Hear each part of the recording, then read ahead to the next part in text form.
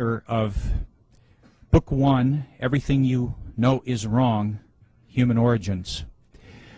Lloyd was a presenter for us at the summer seminars this last summer, and he is one of those few rare, extraordinary people that has been invited back to repeat. And after you see and hear his presentation, you'll begin to understand why. He, well, he's a friend at this point. He really is. And he's an awfully good man, and he's got a brilliant mind, and you're gonna love this presentation. He's a native of Louisiana. He is a graduate of Tulane University. He has a BS in psychology. He's been a writer for over 25 years, and he's been a thinker for a lot longer than that. Ladies and gentlemen, Lloyd Pye. Thank you, Bob. Appreciate that very much. For those of you that have seen this movie before, you're going to notice that the front end of it is going to be missing.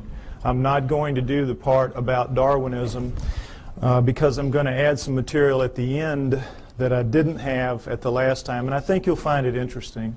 So what we're going to do is just start right in with the human origins, in as much as the book is about human origins, and we'll go from there. All right, can we have the first slide? All right, everybody just take a minute and look at this.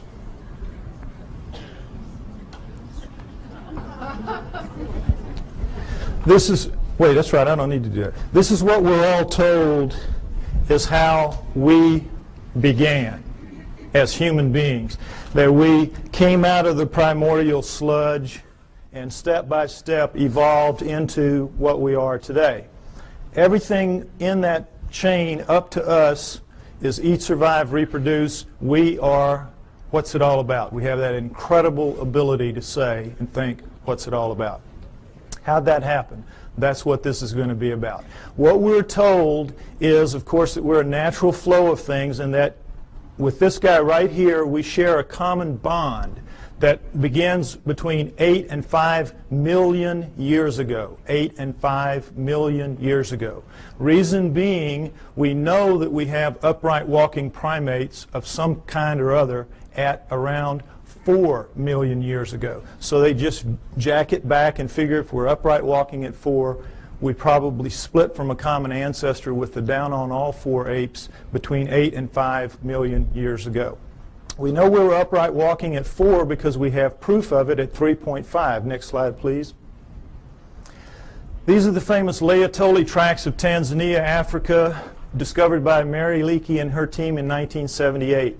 And here you see what they are. We're in solidified ash. We have a large pair here, smaller pair here. We assume it was a couple moving along. And we see the track here in a blow-up is not quite human. It's different in several ways, but it's human enough to make it very clear that we have upright walking bipedal creatures 3.5 million years ago, no doubt, measured by ashfall, which is very accurate.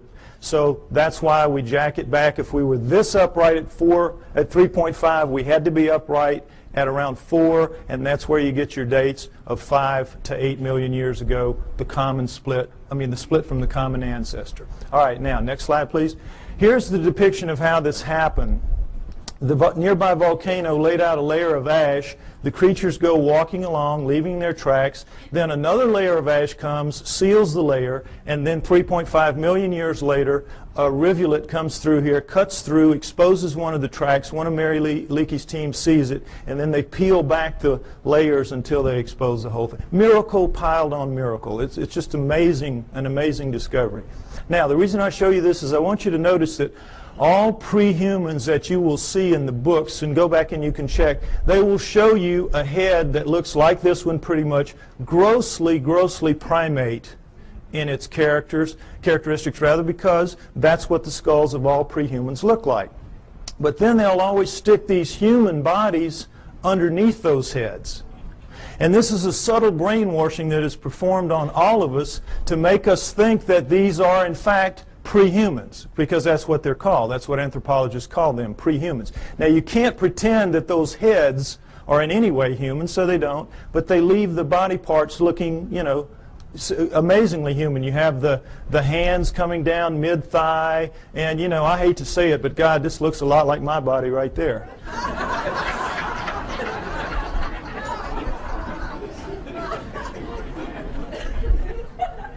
Point is, we're all being misled by these depictions, and notice them continually. It's the way I'm telling you. Now, next slide, please. Lucy is very famous. Everybody should know her story. Lucy in the Sky with Diamonds, 1974, Afar Valley, Ethiopia, discovered by Donald Johanson and his team. She is the first of the so-called pre-humans. They are the Australopithecines, and she is one of the first types. Now, what we know from her is a remarkable amount, because we have 40% of her body recovered. With mirror imaging, that gives us 80%.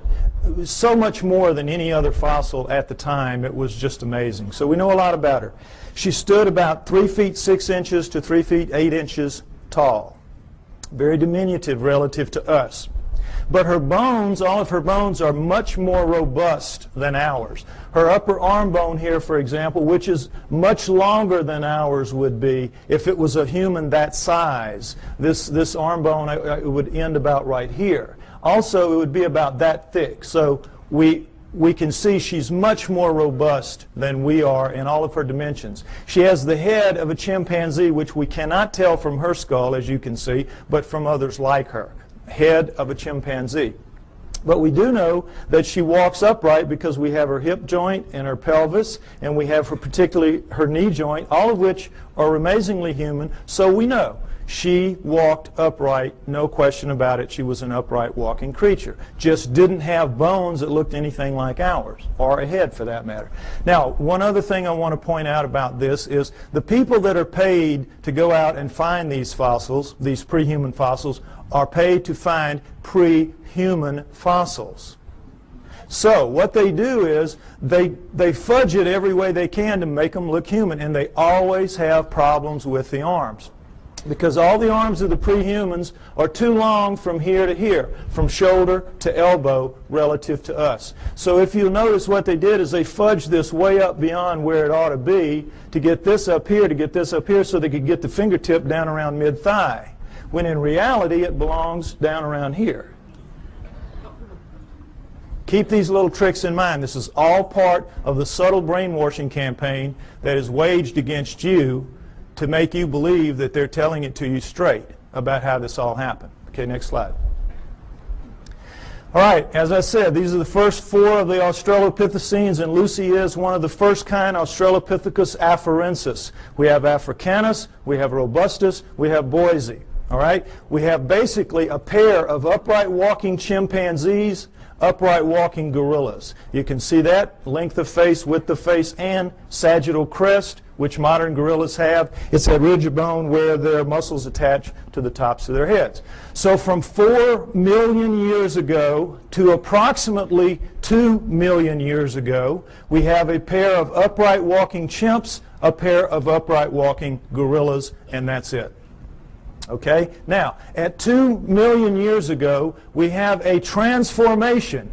We are told it is a transition, that somehow the Australopithecines segued into the next creature, which is Homo. Homo meaning man. You will see they are indeed more man-like than are the Australopithecines, which are clearly primates, upright walking primates.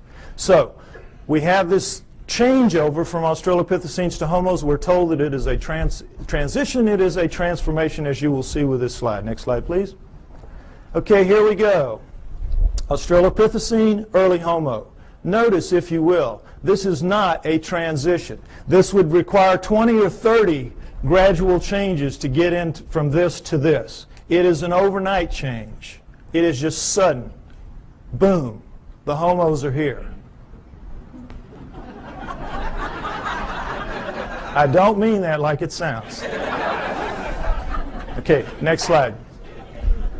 All right, the Homos are here. Here we go. The Homo habilis, Homo erectus, Homo archaic, Homo neanderthal, and then Cro-Magnon, Homo sapiens, us. Notice Neanderthal man going back and through the Australopithecines don't look anything like us. Nothing. Here we sit right here. Another transition. Now remember, we had 4 million years Australopithecines, approximately 2 million years. There's some overlap in here. And then here, 120,000 years ago only, boom, here we are. Suddenly, overnight, looking nothing like anything that has come before. The bones of all of these creatures are much thicker than ours, just like Lucy's were.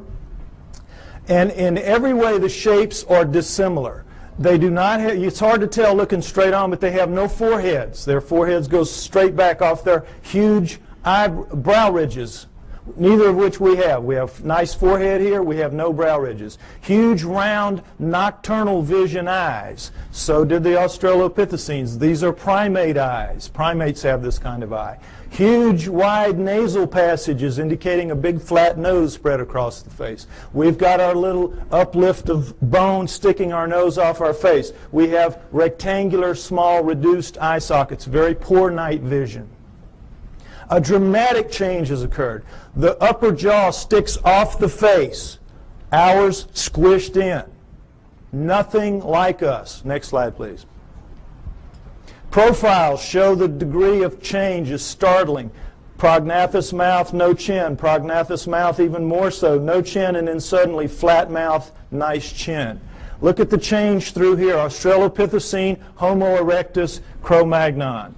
This is as big a leap from here to here as from here to here in anatomical terms. A light year. A light year. This is not a transition. These are transformations, despite what you are told by anthropologists. Next slide, please. Now, am I making it sound my way just because the heads go that way? No, let's look at a whole body. This is a Homo erectus called the Lake Turkana boy. Homo erectus, Lake Turkana boy. Now, notice, if you will, this guy's about 12 years old. His molars have not erupted yet. He already stands 5'8". He's going to grow to 6'6", maybe 7 feet in adulthood. We don't know how they grew. But already at 12 years old, he is a physically robust creature. Every bone in his body at 12 years old is far more robust, thicker, stronger than any bone in Arnold Schwarzenegger's body today. True. Now, why do you, notice too, if you will, the length of his upper arm. And he has some shoulder socket here, so they had to put it in the right place, so that forced him to put the fingertip pretty near where it belongs. It belongs a little bit lower, but pretty close. Now, what are bones like this all about? What's the deal here? Why are they so robust? Your bones are a function of the torque your muscles can generate. Your bones have to be able to withstand the pressure that your muscles can generate. And if not, your muscles would break your bones. So when you're looking at bones like this, you're looking at an incredibly powerful creature. What are you looking at? You're looking at primate bones, primates of the earth. This is how the primates are built. Gorillas, chimps, right on down the line. They are incredibly strong relative to us, are the primates. 5 to 10 times pound for pound. They can come, they'll come right out of the mother's womb, reach up, hands and feet, hook onto her belly, and she walks off. And they can hang on. Anybody's had a pet monkey knows what I'm talking about. Next slide. Okay, this is a chimpanzee minus its hair due to disease, so you can see the musculature in here. And the strength of these things is amazing. Amazing. You could take a male chimp like this, not a gorilla, and put it in a room with Mike Tyson. It's a battle to the death, and they both understand that. 2 or 3 minutes, this chimp is walking out. Now, he may be missing an ear or two.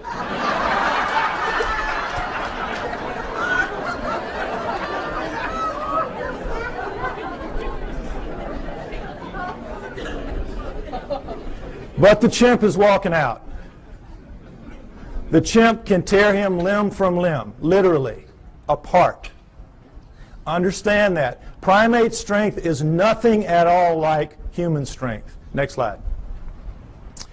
Same thing for Neanderthals, our supposedly closest nearest kin until just recently. Neanderthal fingertip bone, human fingertip bone. Segment of Neanderthal thigh bone, human thigh bone. Look at the difference. Not even close. This is quarters to dimes, shovel handles to broomsticks. No comparison. Our supposed, and we used to be told, absolutely, they insisted, they swore. We came directly from those guys. Even looking at this kind of evidence, that is what they insisted. Why? Because they have to explain it in terrestrial terms. Understand that science is hamstrung. They've painted themselves into a corner. They have to explain everything in terrestrial terms. They do not allow for outside intervention, whether that outside intervention is extraterrestrial or divine. And so they have to come up with explanations like this to suit the data, which doesn't at all support their conclusions. Okay, next slide. All right, here's the drawing that shows it a little more accurately what the prehumans are vis-a-vis the humans. Notice that in the drawings the hands are down pretty much where they belong relative to ours. Also notice the rib cages are the upside down funnels of primates in the prehumans as opposed to ours. What's the situation there? Well, you can't tell it very well from here, but all of the prehuman heads are stuck on their bodies like that, the way primates are. Their heads are down in on their shoulders. Only we have that elevated neck sticking our head up off of our torso. They also have that extra arm length and that extra power, and so they need a bigger fulcrum up here to wing their arms and do what they have to do. So all of that extra muscle mass plus the head torque down in there squeezes out the room, and so you're going to get that pinched off triangle that primates have. And we, with our shorter, lighter arms and lighter bones, we don't need all that muscle mass, and we got our heads sticking up, so we have a completely different rib cage. I want you to understand that. Now, the main thing to understand here is there is not a single human bone in the so-called prehuman fossil record. The main thing I want you to understand, there's not a single human bone in the so-called prehuman fossil record. And guess what? Anthropologists will not argue the point with you. An idiot can see it. An idiot can see it. All you got to do is point it out to them. Well, they know that. So they say, you're right, you're right. There's not a single human bone in the prehuman fossil record, even though we insist that these are indeed prehumans.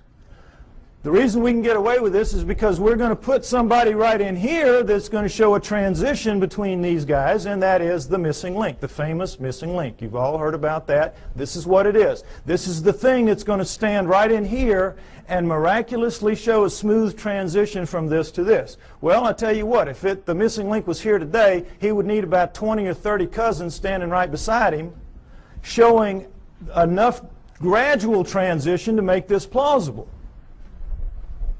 You don't just get one missing link. You need dozens to make this theory work of gradual transition, the Darwinian paradigm. And they don't even have so much as a fingernail, not a fingernail, of the missing link. Which leads us to conclude that Charles Darwin is a blowed-up peckerwood.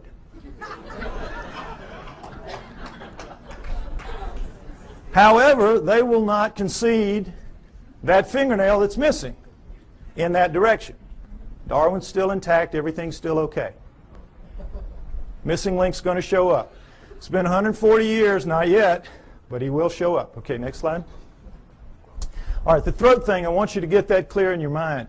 Notice, if you will, this is a standard primate throat, and of course this is our throat. A complete redesign, complete. Not least of which is the fact that they can breathe and eat and swallow and drink at the same time and not choke. We, of course, you know what happens when we do. The peas come out of our nose when we start coughing. Okay, so the point is that primates with this kind of throat can make tremendous amounts of noise. Anybody's been to a monkey house or, at the zoo, you know what I'm talking about. Hoops, hollers, screams, howls. They know no limits. They can just puncture your eardrums, some of them, howler monkeys particularly. But they cannot do the thing that we can do with our throats, which is what I'm doing right now, this minute. Break those sounds into little bitty pieces. It's called modulating. They can't modulate. They can't speak. And try as we might to teach them to speak, and we do. You know, Coco, they've been working for her, what, 20 years now? Up to maybe 3,000 words. You could put her in a third grade class and she could probably be valedictorian. But she can't speak. She can't speak, and she's never going to be able to because she doesn't pack the gear, as they say in the military. She doesn't pack the gear and never is going to. No primate is. We are completely different and completely special because of it. Next slide. All right, now, so here's what we're left with. This supposed smooth transition right on through from the early ones to the later ones, including this. Now you can see, I hope, that all that's really happening here is the brains are getting bigger. And it's harder to tell because the Neanderthals and the archaics, their brains are expanding back here in what's called an occipital bun. But they're getting bigger every step of the way. It surprises most people to find out that Neanderthals had bigger brains on average than we do. 1,500 cc to 1,400 cc. Bigger brains than we have, Neanderthals. We shrunk somehow and got so much smarter. Figure it out. Point is that we're told that all these guys went extinct at 30,000 years ago because that's when we see the last Neanderthal. That's when we find the last Neanderthal fossil, 30,000 years ago. Okay, so they went extinct and that's it, and we're left behind. We were told for a very long time that we appeared at 30,000 years ago. That Cro-Magnon appeared right as the Neanderthals ended, so it was a real nice fit. You know, we appeared somehow, we killed them all, and that was it. Transition, we took over the lease, and that was it. So, the reality then later proved to be that these guys existed at least 120,000 years ago. These guys existed down into 30, so you got this huge overlap of nearly 100,000 years where they're living basically side by side on the planet and not killing each other off. So that one kind of went out the window, so they said, all right, so we didn't evolve from the Neanderthals, we evolved from the Homo erectus. You saw the Lake Turkana boy and how much we look like him. We evolved from him now. That's the new theory. Okay, you can see the problem. Now, did this really happen? Did they all go extinct? Well, why would they go extinct? No natural predators. Meanest dudes in the valley. They can take a lion on head to head and tear it apart. That's how strong they are, and that's how big they were. So what would make them extinct? Could we do that? Yes, we could. We are vicious little buggers. We are smart. We hunt in packs. We are pack animals. We're hyenas. We're two-legged hyenas. And we have a savage territorial imperative. Together, we could kill any of them. One-on-one, they just pop our heads off like a pimple. Understand that. So, given that, what if what we did was instead of driving them to extinction, we just drove them where they don't make fossils anymore? What if that happened? Is that a plausible scenario? Let's take a look at it. All right, let's look at the Earth first, where these guys will live in. The Earth is divided into geological niches. Ecological niches. Ecological niches. You have the prairies, the savannas, the grasslands, the lightly wooded areas, primo niches. That's where everybody like us would like to live. You know, it's comfortable. The not so nice niches are the heavy, deep, dense forests, jungles, swamps, bad places like that, where we kind of live on the edges, but we don't really live in the heart of darkness. We think we do, but we don't. So, what if these guys lived in the primo niches, which they did because they were leaving fossils? And guess what? You leave fossils in the primo niches, in the prairies, savannas, grasslands, lightly wooded areas. Why? Because it's very unique that a fossil gets formed of this kind, because you have to die in very specific circumstances. You have to get caught in a flash flood so that your body is washed away, covered up by mud, so predators can't get you. Your flesh rots off, the minerals leach into your bones, and you become stone and you become a fossil. Or you get killed at the water hole. One day you're really tired, you're really hot, you're not paying attention, you go down to drink, the lion jumps on your back, kills you right there at the edge of the water hole, and then the wildebeest herd comes up behind him, run him off, stomp you down into the mud, and now same process. You're covered by mud, your flesh rots off, your bones are, the minerals leach into your bones and you become a fossil, and that's it. And that's pretty much it. It's very hard to form a fossil otherwise. And so we see how miraculous that process is just to make them in the first place, and then millions of years later it washes up, or whenever it washes up, and somebody sees it that knows what it is and can recognize it and can save it. It's miracle stacked on miracle. That's why they're so few and they're so rare and they're so precious, because of that. Now, understand this, that in the deep woods and jungles of the world, they don't make fossils. Doesn't happen. You get your water out of the environment. You don't have a water hole. You get out of your food and things like that. It will surprise you to know that there is not, to this day, a single solitary fossilized bone of a chimpanzee in the world that we know about. They just don't make fossils. So, instead of them all going extinct, why don't we just postulate that they lived in the primo niches? This guy arrived sometime prior to 120,000 years ago when he starts leaving fossils. And he issues an eviction notice to all of these. Get out of town. We're here. We're taking over. And they do. And there'll be some skirmishes. They'll kill a few of them. And these guys, you know, they're not that stupid. They'll figure it out. These guys are bad news. We got to move. And because they're adapted to the planet, we've seen the millions of years they're here. They're adapted to this place. They can go pretty much anywhere they want to, and so they do. They just walk until we don't chase them anymore, and that's into the deep woods and the jungles of the world. And if that scenario is true, and I postulate that it is, then it would explain the hundreds and thousands of stories that we have from around the world of what? Upright walking, hair-covered creatures living in the deep forests and jungles of the world, every continent except Antarctica. The hominoids. It explains the hominoids. You with me? Okay, next slide. Let's take a look at a hominoid. Here we go. This is a statue of a Bigfoot Sasquatch type, carved Willow Creek, California. This gentleman's about 5'7". I'm 5'11". You can figure that if that thing was here, his head would be up about right here. Okay? There are 4 kinds of hominoids. 4 kinds. We know of 2 in the West primarily. Sasquatch, Bigfoot, this kind, abominable snowman, Yeti, and then there are 2 other kinds that are dominant in other parts of the world that we don't know very much about, the almas and the agagwis. Okay? Now we're going to go over them. They're pretty much the same except for size. All right. The Bigfoot Sasquatch kind, as you see, 7 to 10 feet tall, 700 to 1,000 pounds on average. The giants, the big ones, the ones you hear the most about. The abominable snowman Yeti, man-sized, 5 to 7 feet tall, 300 to 600 pounds, lives exclusively in the Himalayan ranges as far as we know. Taken together, those 5 ranges are as big as the United States, plenty of room to roam, but they are not on all continents. The Bigfoot Sasquatch kind is. The third kind, almas. The almas. They are found primarily in the mountains of southern Russia and western China, the Pamirs and the Caucasus, and the Altais and the Tian Shans.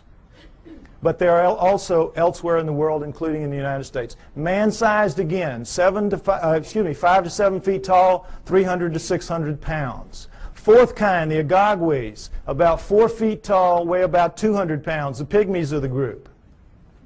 All right? Now, you might remember, ironically, there were 4 Australopithecines, 4 early homos, and what a surprise, there are 4 types, basic types of hominoids. Interesting, isn't it? Now, what they are is this. The Bigfoot Sasquatch kind live in what is called lower montane forests. Now, in mountainous terrain that are covered by trees, and if you've done any flying in the Pacific Northwest, you know what I'm talking about. The lower trees are called lower montane. As you go up, you get into upper montane. The Bigfoot Sasquatch lives in the lower montane. The abominable snowman lives in the upper montane forests of the Himalayas. You get the idea, abominable snowman, he lives up in the snow. Nobody lives in the snow. There's nothing to eat there. They live in the upper valleys, and you see them occasionally as they cross from one valley to the other by going over a mountain, the snow part of it. Okay, now the almas also live in the lower montanes, but they're more flexible.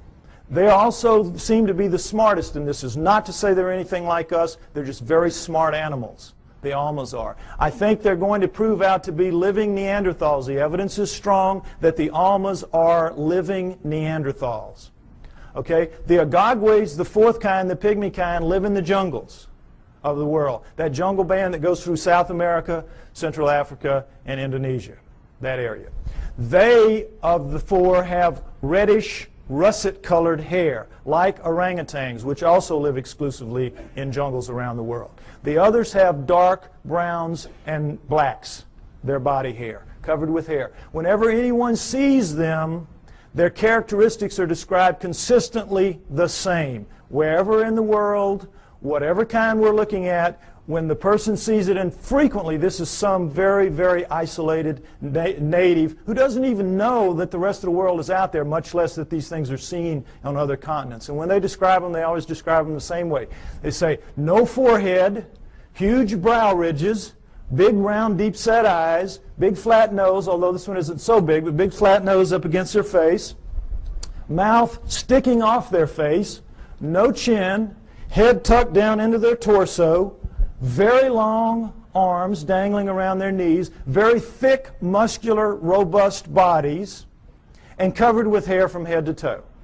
Now, take away the hair, and what did I just describe to you to a T? The pre-humans. Am I right? You saw the skeletons. You saw the bones. The pre-humans. What does this lead us to believe? The pre-humans are the hominoids. The hominoids are the pre-humans. The pre-humans are the pre-hominoids. It's their ancestors, not ours. It's clear to anybody that will look at the evidence.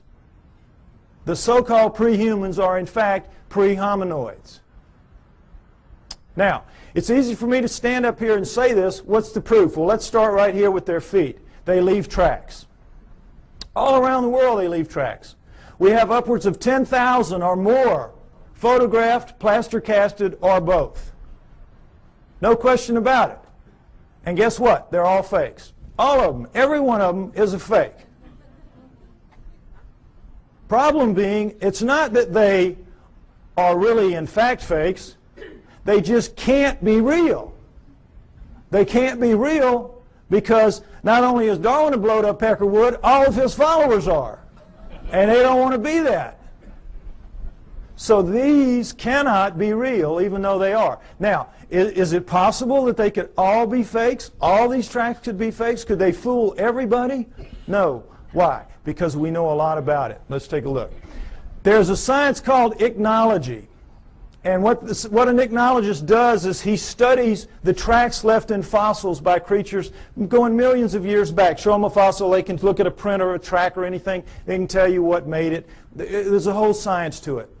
If you go back into prehistory, all of our primitive tribes, the one thing you had to pass on to your children was how to read the tracks in the area and know what they were, so that they could feed their family out of the environment and so they could keep from feeding some wild animal's family. Very important. If you took everything we knew about, remember Tonto and those Indians, boy, they could just smell a track and tell you 20 things about what made it. We know about tracks. And this is two of the basic things we know. That when any living fleshy foot, like a human foot or a hominoid foot or even a camel pad, it doesn't matter, makes a track, puts a track down, the subtle interaction of bones in the foot, in our case it's 26 bones, 33 joints, dozens of muscles, ligaments, and tendons, makes a very subtle movement and lays it down in a very specific way from the midline out. And so it leaves a distinctive print with little lines in here called compression lines. Next slide.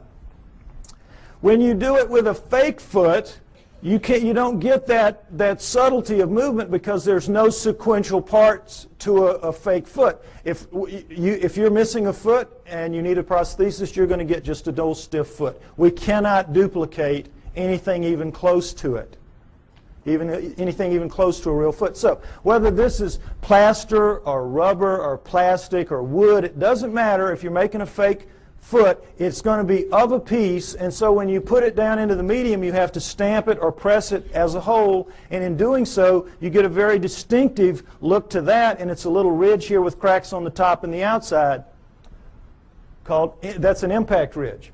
So we have compression lines and impact ridges. Now, I can give this little lesson to a class of first graders, lay down a bunch of tracks here, real and fake, give them a magnifying glass, and they will not miss one. They will not miss one. Now, forest rangers that make their living out telling you, bear, elk, zebra, it doesn't matter. Whatever it is, they can tell you what it is. And no anthropologist will question their expertise. But if they see a hominoid track and they say, boy, that looks real to me too, the anthropologist say, well, you don't know what you're talking about there. You don't know what you're talking about there. That one's fake. You're wrong there. See how absurd it is? And for the most part, you believe it because you don't expect them to lie to you. You don't expect them to have an agenda that they're maintaining.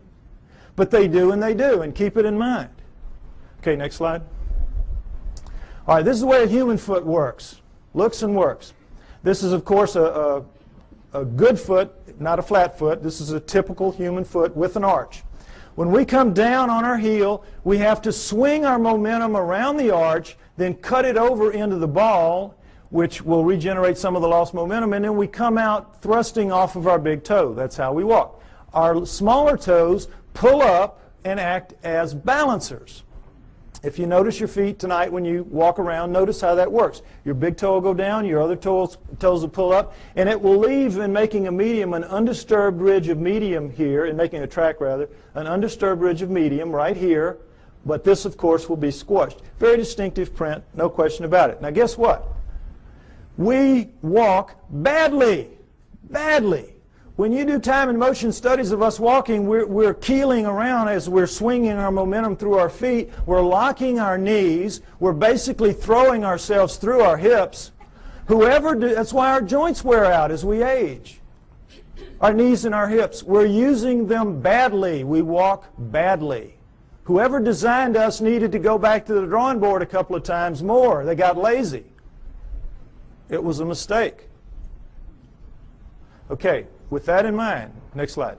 Let's take a look at a hominoid track, typical hominoid track. This is Bigfoot, 16 inches long, but taken in that really nice powdery dirt you get at the end of a hot summer, so it's a very clear, distinct print. Notice, if you will, the differences.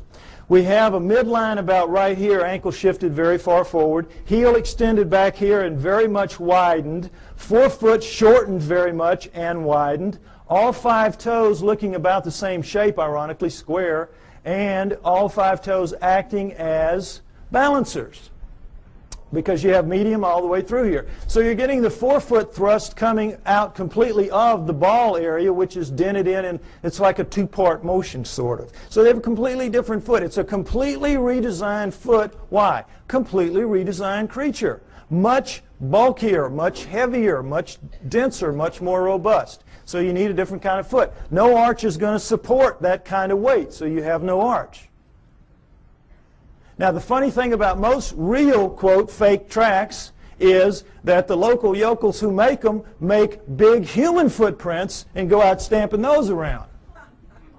So, you know, immediately, they don't even have sense enough to know you got to do it, make a completely different foot.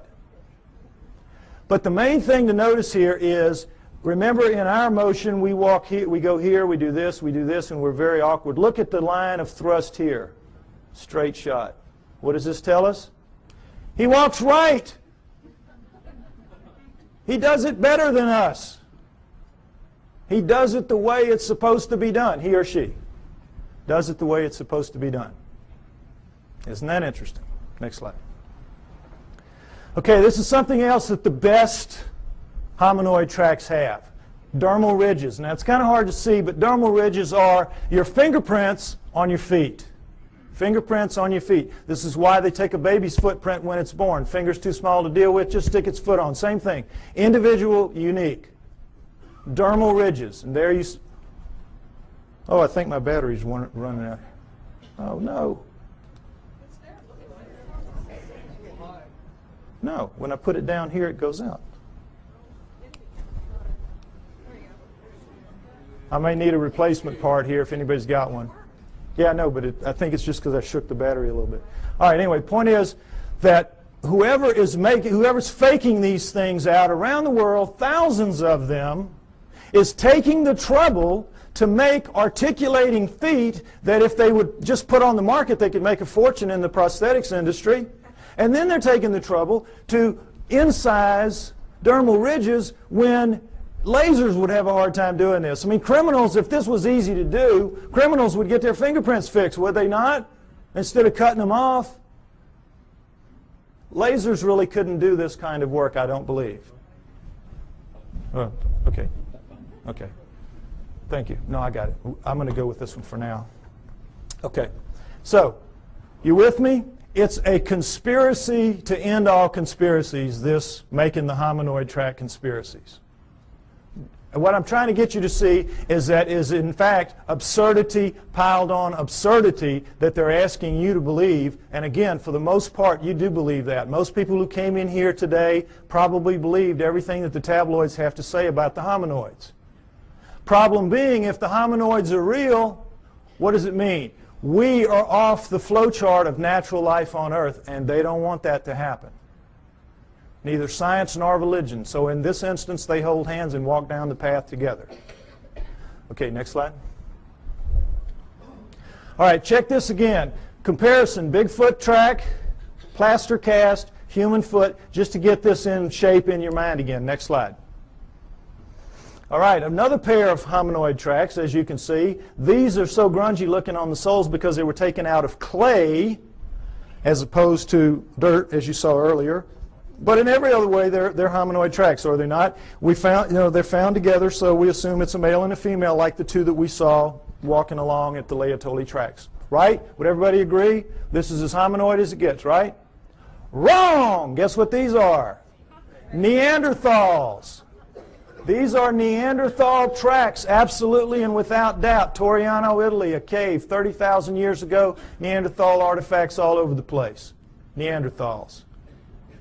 Bona fide. Now, what does this tell us? It tells us that the Neanderthals, for sure, are hominoids because they got hominoid feet stuck on them. Plus, they got hominoid heads stuck, as you saw from the skulls. Furthermore, we can assume, I think, fairly, that every one of the ones we saw earlier, all the way back to Lucy, 4 million years worth, had feet just like this and were, in fact, hominoids. The track you saw at Laetoli, remember the one down in the corner? It looked a heck of a lot like that, didn't it? The hominoids are the prehumans. That's the point I keep trying to make. Now, I'm extrapolating a little bit here. I'm taking a little risk because we don't have the feet nor the prints of any other prehuman. We just have to go with logic. But guess what we do have? We do have the feet of Neanderthals. Next slide. Here we go. Neanderthal foot, human foot, Neanderthal. Can everybody see this down at the bottom? I'm sorry, it's kind of low. Take a look so you can see. Stand up if you have to, be like a football game. All right, here's the deal. Notice there's no comparison. Look at the heel bone of the Neanderthal relative to our little nub of a heel bone. Look where our ankle base joint is as opposed to this huge. This is it. This is bone here. This is our little base joint compared to this giant base joint here and the squeeze forward of it. Notice, if you will, the great foreshortening of the forefoot and the widening of it relative to ours. Look at the skew. You can see the skew in the foot. See how squared up and solid that is, like a rock. Look how much our big toe dominates our little foretoes and how much these are much the same. This thing is built for balance, for solidity, for stability. We got a crummy foot, folks. Crummy foot and a crummy walk. We ought to complain to the boss about this. You can see why this thing walks so smoothly. It's just kabloom, boy. It's just perfect for maintaining balance and stability, carrying all that heavy bulk and weight. Good design, bad design. Next slide. Okay, if I'm right, they're out there, all these places. Where are they? All right, let's take a look at the world. Take away the deserts, take away the tundra, and what you're left with is arable land. Arable land. All right? This is where they live, in the black parts. The heavy, dense, deep forests and jungles of the world. This is where we live, the nice, cool, open areas, the pinks, the blues, and the purples. The primo niches, that's us. All right? Now, Broken down, that is 55% for us, 45% for them, moving toward 40% for them. As you know, we're cutting down forests like crazy. It used to be 55% for them, 45% for us, 500 years ago, approximately. Okay, so you look at this and you say, well, wait a minute, we're sitting right here in the desert. We live everywhere. No, we live in most of these environments, but we don't live for the most part up in these areas, in the Himalayas and here and in these jungles. If we live in the jungles, we live on the river. We don't live in the heart of darkness. When we have to live in the heart of darkness, what do? We cut it down. We'll cut roads through here, but we don't live in it, where we've got to hack our way through every day to go to school or to the store. Just isn't going to happen. We're not physically designed for that. Our skin won't take it. If we didn't have clothes and couldn't defeat the natural order of things, if you were to strip everybody in this room naked and put us out there to live like everybody else has to live, most of us would be dead in a few weeks from radiation poisoning. Those of us who have black skin would have a chance to make it to the equator, but couldn't stay and live in cold climates. We're not physically adapted to this planet. Understand that. Our skin does not let us go except in certain niches. The primo niches. So, understand too that we think we live in every one of the nooks and crannies out there. We are masters of all we survey. That's what we're told all the time. We're humans. We're masters of all we survey. We do not even survey all that we claim to be masters of. It will surprise you to know that of the United States alone, fully 25%, 1/4, has never once been foot surveyed because it's just too hard to get in there and do the work. We survey from the air those areas. We do not go. We're not as tough as we think we are. Now, also understand that the hominoids are not just restricted to these areas. They move wherever there are forests. These are their real stomping grounds. But they go anywhere that there are forests. They use forests like highways because they are migratory animals. They migrate. They do not hibernate. They move with the seasons. And they use forests as their highways. As they live in the forests, they do a split shift with the bears. Bears work the day shift, they work the night shift. It is. It's how it works. Also understand that of the 5,000 quality sightings that we have in the United States and Canada, now I'm not talking just, skimpy ones. I'm talking good quality sightings, 5,000 in the last 50 years, half have been east of the Mississippi River. Every state has them, except possibly Nevada, maybe the mountains north. We have them in Louisiana, down in the swamps, the little one. It's called rougarou. When I was a little boy growing up, don't you get too far from the house, rougarou will get you. The little red man of the woods, the boogeyman. Excuse me, boogerman, right. Slip of the tongue. Anyway, Florida has the skunk ape. New Jersey has the Jersey Devils. Arkansas, everywhere has them. I bet you every one of you have heard stories about this from your state. They're everywhere. And it's the same around the world. They share the planet with us. Okay, next slide. So, you say to me, well, okay, by George, we're humans. Why don't we just go out there and get one? Even so, we can do anything. Why don't we just mount up and go get one if there's so many of them out there? All right, panda's a perfect example of what the problem is. The panda was last century's hominoids. Rumors would come out of China of this black and white bear that ate bamboo. And, of course, every PhD in the world sitting behind his little desk does not even have to get his fanny up out of the chair to say, well, forget that. We know they have black bears. We know they have brown bears. We know they have white bears. But they're all carnivores. No vegetarian bears. You kidding us? Ridiculous.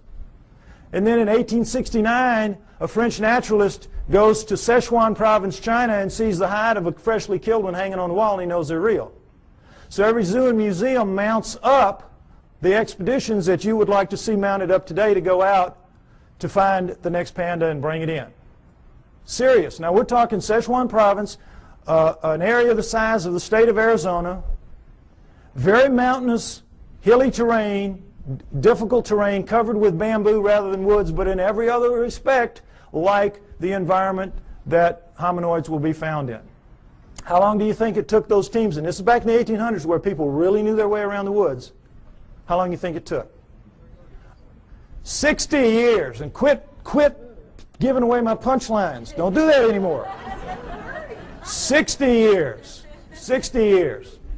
Those of you who've seen the movie, do not give away the punchlines. Okay. Now, it sounds like a gross exaggeration, and it is. They only looked for about 30 years. This is where Ivy made the mistake. They only looked for about 30 years, and then they gave it up. And they said it has to be extinct now. And then 30 years later, Teddy Roosevelt's sons are out there doing some sport hunting, and they kill one.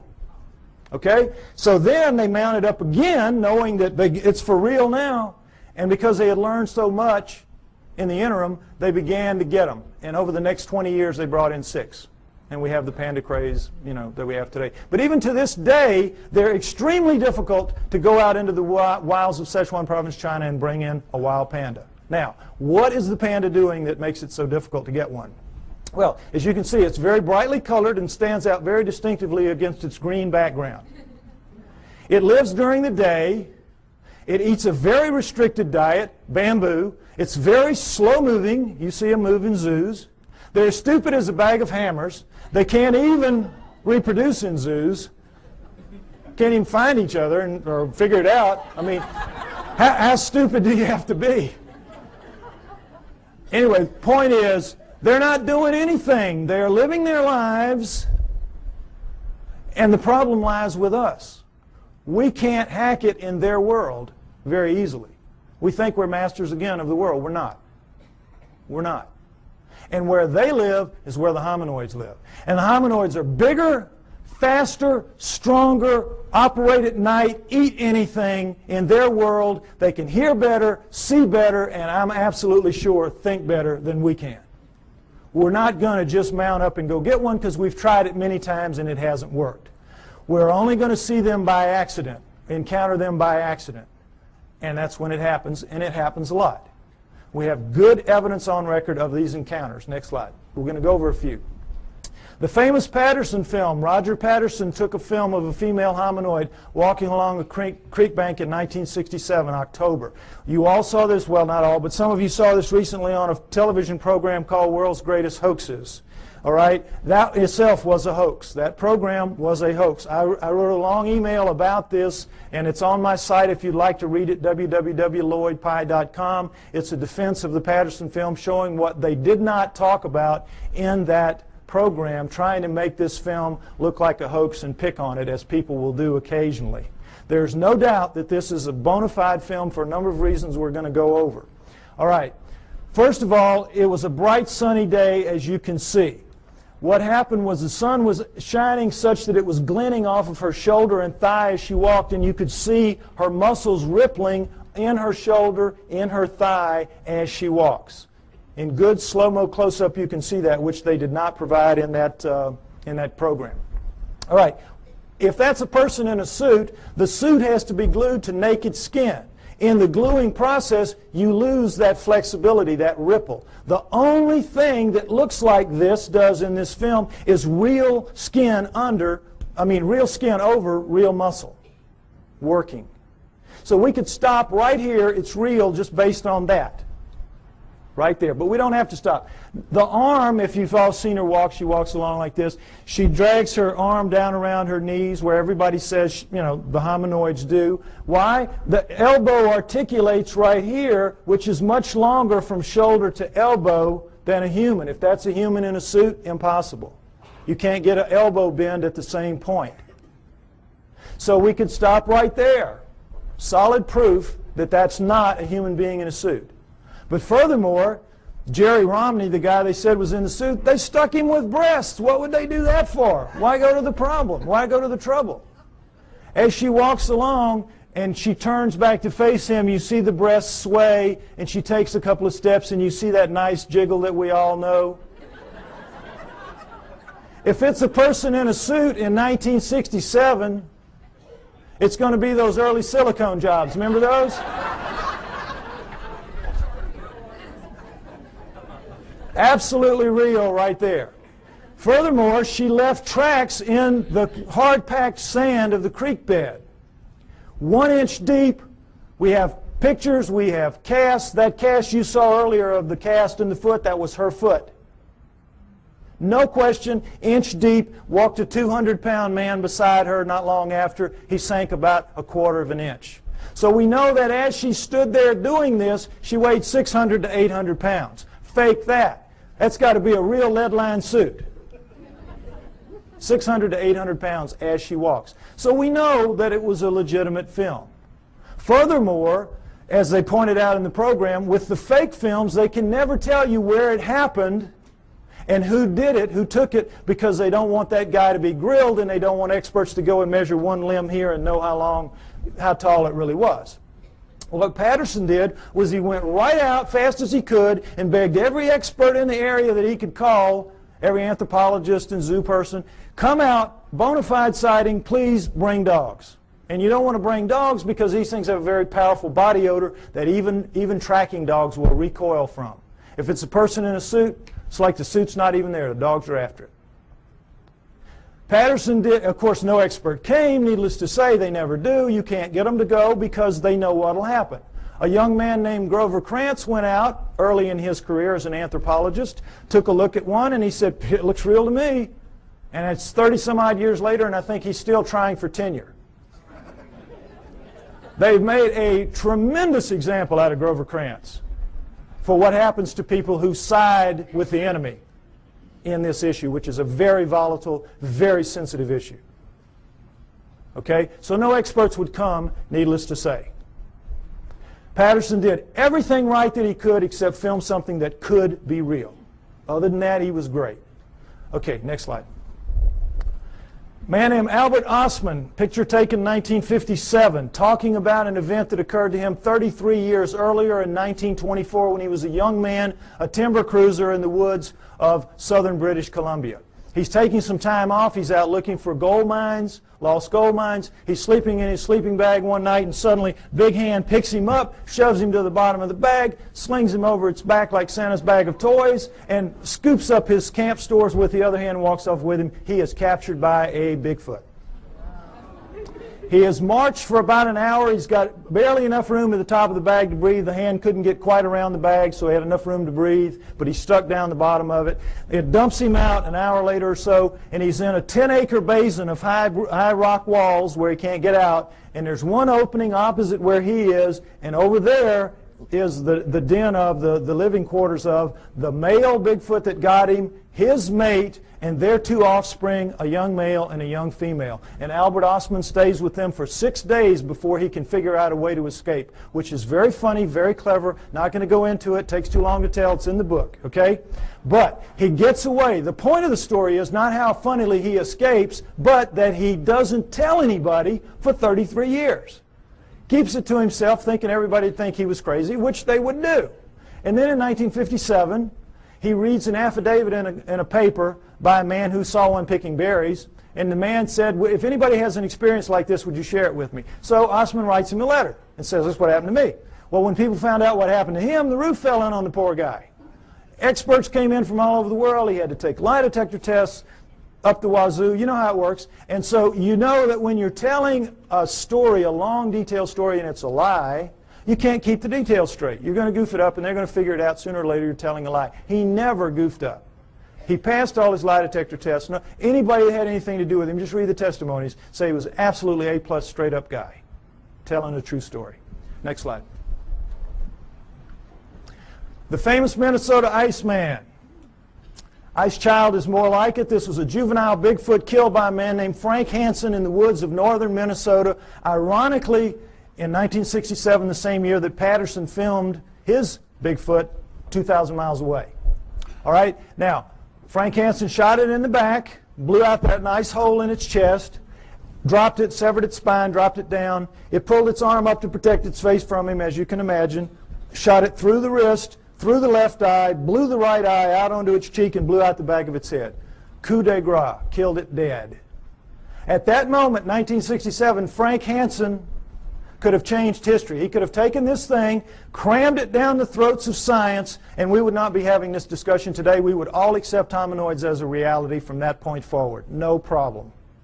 But Frank Hansen was not that kind of man. The kind of man he was, he saw the opportunity. He bought a 7-foot floor freezer. He threw the body in there. He filled it up with water. He froze it. He put a piece of plate glass over it, and he took it around to shopping malls and county fairs for about 12 years, from about 1978 to, about 1968 to about 1980. Did anybody here besides me see it when it was out? There's always people that saw it. Okay, so they can tell you that it was the real deal. Okay. Now, what you saw if you went and paid your buck to see it was this thing laid out, and you could see it's kind of snowy, milky ice right here, but where you could see it was like glass. It was like air. It was clear. You know how ice can be. So, you could see very clearly that this was an ex-living dead thing laying in front of you. But don't take my word for it. Take the word of a man named Ivan Sanderson. When Frank Hansen was trying to get publicity for this, he allowed Ivan Sanderson, a true zoologist and a great cryptozoologist, to study this thing for 3 full days. Very powerful lights, the whole works. And Sanderson wrote this tremendously detailed technical report about it, much of which I quote in the book. You read that, you will know the man knew what he was looking at from a technical zoology standpoint. I'm looking at it just with layman's eyes when I'm a young man, but they're perfect eyes, astronaut eyes. So I'll tell you what I saw. What you could see, what anybody could see, because the knees were almost to the top of the glass, is that every hair, you know how hair floats in water? This is not our hair, this is primate hair, 2 to 3 inches long. It's sticking off, it's like a pincushion off its body. You can see right down to its skin wherever you look. And wherever you look, you're looking at what amounts to a small pencil lead hair, round. Tucking into a pore, perfectly tightly round. Wherever you look, millions of them, wherever you look. Now, what we're told is this was just a wax and rubber dummy made up by a charlatan who was out to just take advantage of people, right? Ask anybody who works in the wax museum business, and they'll tell you the one thing you can't do well is hair, because to get the hair right, you got to punch it in with a tool, and you got to pull that tool out, and it's going to leave a little nick mark around the hair. None of that in this creature. None. But the thing that really impressed me the most, and I'm sure everybody else will verify this, is, you know when you kill a deer or something, you let it bleed out, but for a long time after it oozes that pink kind of fluid. You scrape your elbow, for women who don't deer hunt, scrape your elbow, you know, and after a while you're still oozing that pink sticky stuff. Well, it was still doing that when he froze it, when he put the water in. So as the water was freezing, that stuff was coming up in tendrils, ribbons, pink ribbons of that sticky, oozy stuff, coming out of every wound, out of there, out of the mouth, out of the nose. You know when you have a traumatic head injury, you bleed out of your nose and your mouth as well, out of both eye sockets, out of the wrist. Little pieces of bone were sticking out of the wrist. Every one of those, and those ribbons went from down as deep in the holes as they could get up to the surface, and they spread out in little pools, little circles at the top of the ice. Now, I defy anybody making a fake to even think to do that, much less pull it off and make it look so real. This was the real deal. Next slide. Perhaps the most interesting story of them all, Zana from Russia, an Alma. Remember I told you that the Almas were also man-sized, 5 to 7 feet tall, 300, 600 pounds, and they're dominant in Russia and the Orient. This is Alma, the living Neanderthal. This is one of them right here. This is Zana is an Alma, was an Alma. Now, understand this. In the Orient, the tradition when one of these things is captured, for whatever reason, was to kill it immediately, desiccate its body and sell its body parts for medicine, principally aphrodisiacs. That's the Oriental tradition. In the Russian area, though, when they would be captured, male or female, they would be used as slaves, physical slaves, held, spirits broken in these primitive villages where they would be, and they would be used to carry wood, fetch water, do the haying, all the heavy work nobody really wants to do. Make the slave do it. And so that became their fate. And for females, another aspect of it was they had to become the sex slaves of the men of the area. And that was one of the other great advantages to having a female. And so this is the fate that befell Zana in about 1850. She was captured as an adult in 1850. We do not know how old she was. She was an adult. She was taken to the village of Takina, where they kept her in a hole for about 3 years until her spirit was broken enough to let her wander around. She was dependent on them for food, and then they began to train her to fetch wood, fetch water, do the things that she had to do. And she became like the village pet for 40 years. She died in 1890. Now, how do we know this? Because in the Orient and Russia, they don't have the same tradition that we have. They're very old countries. They've been living with this for a very long time, for centuries. They know they're real. They send researchers out taking information about it. They send teams out trying to find them. Well, they used to when Russia had money. They don't now. But this was done in the mid-1970s. Excuse me, I'm sorry, mid-1960s. This research was done in the mid-60s. So, in the mid-1960s, this is an area of Kazakhstan where she lived, where people live very long lives. You know those places in the world where people live up around 120 years old? So they had over 100 people above the age of 80 that had known her quite well in their youth. There were 10 still alive who had attended her funeral. So they were able to get tremendous corroborative evidence, corroborative testimony about her lifestyle, and everything about her from all these different people, so we have an amazing view of what she was like and what her life was like. Again, a lot of which I go over in the book. But the main thing is that she never learned to speak, but she learned the language. They could talk to her and she'd know what they meant. And while there, she gave birth 8 times to hybrids with men of the village.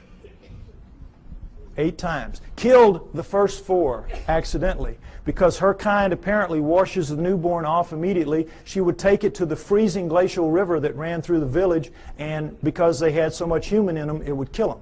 So the last 4, the village women took them from her at birth and raised them on their own because they looked so human.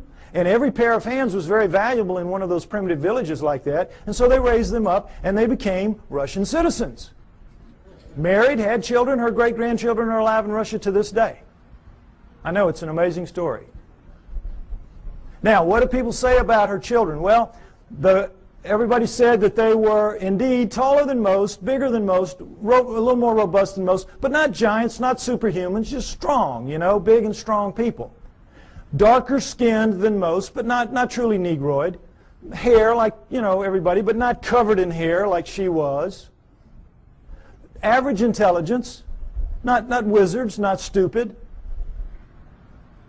Ugly enough to make a freight train take a dirt road. Unfortunately for them. But they could speak. That's the key. They could all speak. They had very high-pitched voices, but they could speak, which allowed them to integrate into the community as humans, even though they were clearly not quite humans. So the researchers were real excited to get all this information. It's like, wow. And they knew where she was buried. She was buried in the village cemetery. Unfortunately, this is a Muslim area. They don't mark gravestones there. So they knew she was in the village cemetery, which had existed for centuries, and they couldn't say just where because of the 10 people that were alive. They all had different memories of where it had been. Who knew that 70, 80 years later somebody was going to care? So they couldn't decide. They couldn't, and they would have had to bulldoze the whole thing. The village wouldn't let them do that. So somebody says, well, guess what? Her youngest son, Kvit, died in 1954, only 10 years prior to this study. So they said, we know where he is. We'll let you dig him up. So, boy, they dug him up. Her youngest son, Kvit. Now, before we look at his skull, I want to say again, remember, Neanderthals had bigger brains than we did, and they carry them, we do rather than they carry them in a bun in the back of their head called the occipital bun. All right, let's take a look at Kvit's skull. Here you go, right here. Notice, if you will, that's a remnant of an occipital bun right there. Notice how much of a forehead he doesn't have. Look at the size of these brow ridges. Look at that eye socket. Is it starting to look familiar? Look at the size of that nasal passage. Look at the size of these teeth. Look at the size of that jawbone. Look at the size of the cheekbone. But look at that chin. Allows him to speak. This is an ugly dude, kids. This is a Neanderthal, basically. This is a guy you do not want to meet in a dark alley. Now, what, of course, anthropologists say is that he is an extreme variation on the human norm. An extreme, real extreme variation on the human norm. But that's how they explain it. Okay, I ask you to take my word for it. Hominoids are real. They live with us today. They have always lived with us. It is their planet. They are the native, indigenous, upright walking primate of planet Earth. There was a split somewhere between the down on all four primates and the up on 2 feet primates, but we're not the one. The pre-humans are the pre-hominoids. Go with me on that. Now, if you do, what it means is, as I said earlier, we human beings do not have a place in the natural scheme of life on Earth. And that's a problem. So if we don't, where did we come from? Why and how did we start leaving fossils on the planet at only 120,000 years ago? All right? Unlike Alan, the speaker you saw earlier, and perhaps unlike some of the others you might hear later, I have my own opinion. I don't necessarily agree with him. You're here to evaluate what we say and decide on what you believe. I am a pro-Sitchin person, as you will see. Okay? I have studied, and in part 4 of my book, I base part 4 on the writings of Zecharia Sitchin and the ancient Sumerians, because, next slide, I believe that the answer to where we came from is, in fact, going to be found in Sumer, ancient Sumer. Modern-day Iraq, Tigris-Euphrates River, Zagros Mountains, the Fertile Crescent. And the Sumerians are the first great culture that we know to come out of the Stone Age. At around 6,000 years ago, they appear full-blown, boop, everything. Over 100 of the first that we attribute to a high culture the Sumerians produced. Now, logic would tell you, and certainly the Darwinian paradigm of simplicity leading to ever more complexity would tell you, that the first culture out of the Stone Age is going to come crawling out of the caves on bloody hands and knees. Are they not? But no. These guys come sailing out and start building beautiful cities and have education and law and everything. Next slide, please.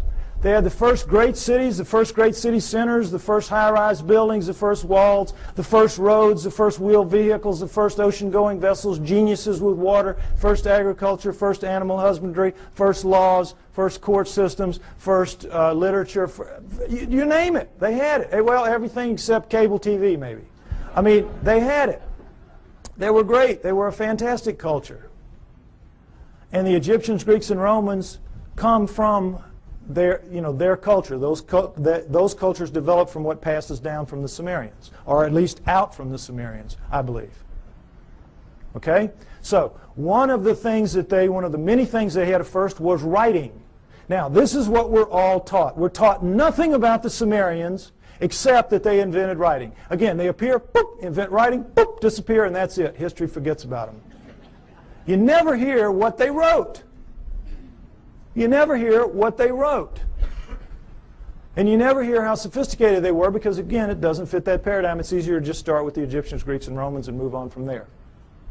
Okay? What they had to say, next slide, in their writings, their writing, by the way, was cuneiform, very sophisticated math-based writing. And, by the way, their mathematical system, called sexagesimal, based on the number 60, is better than ours for using very small numbers and very large numbers.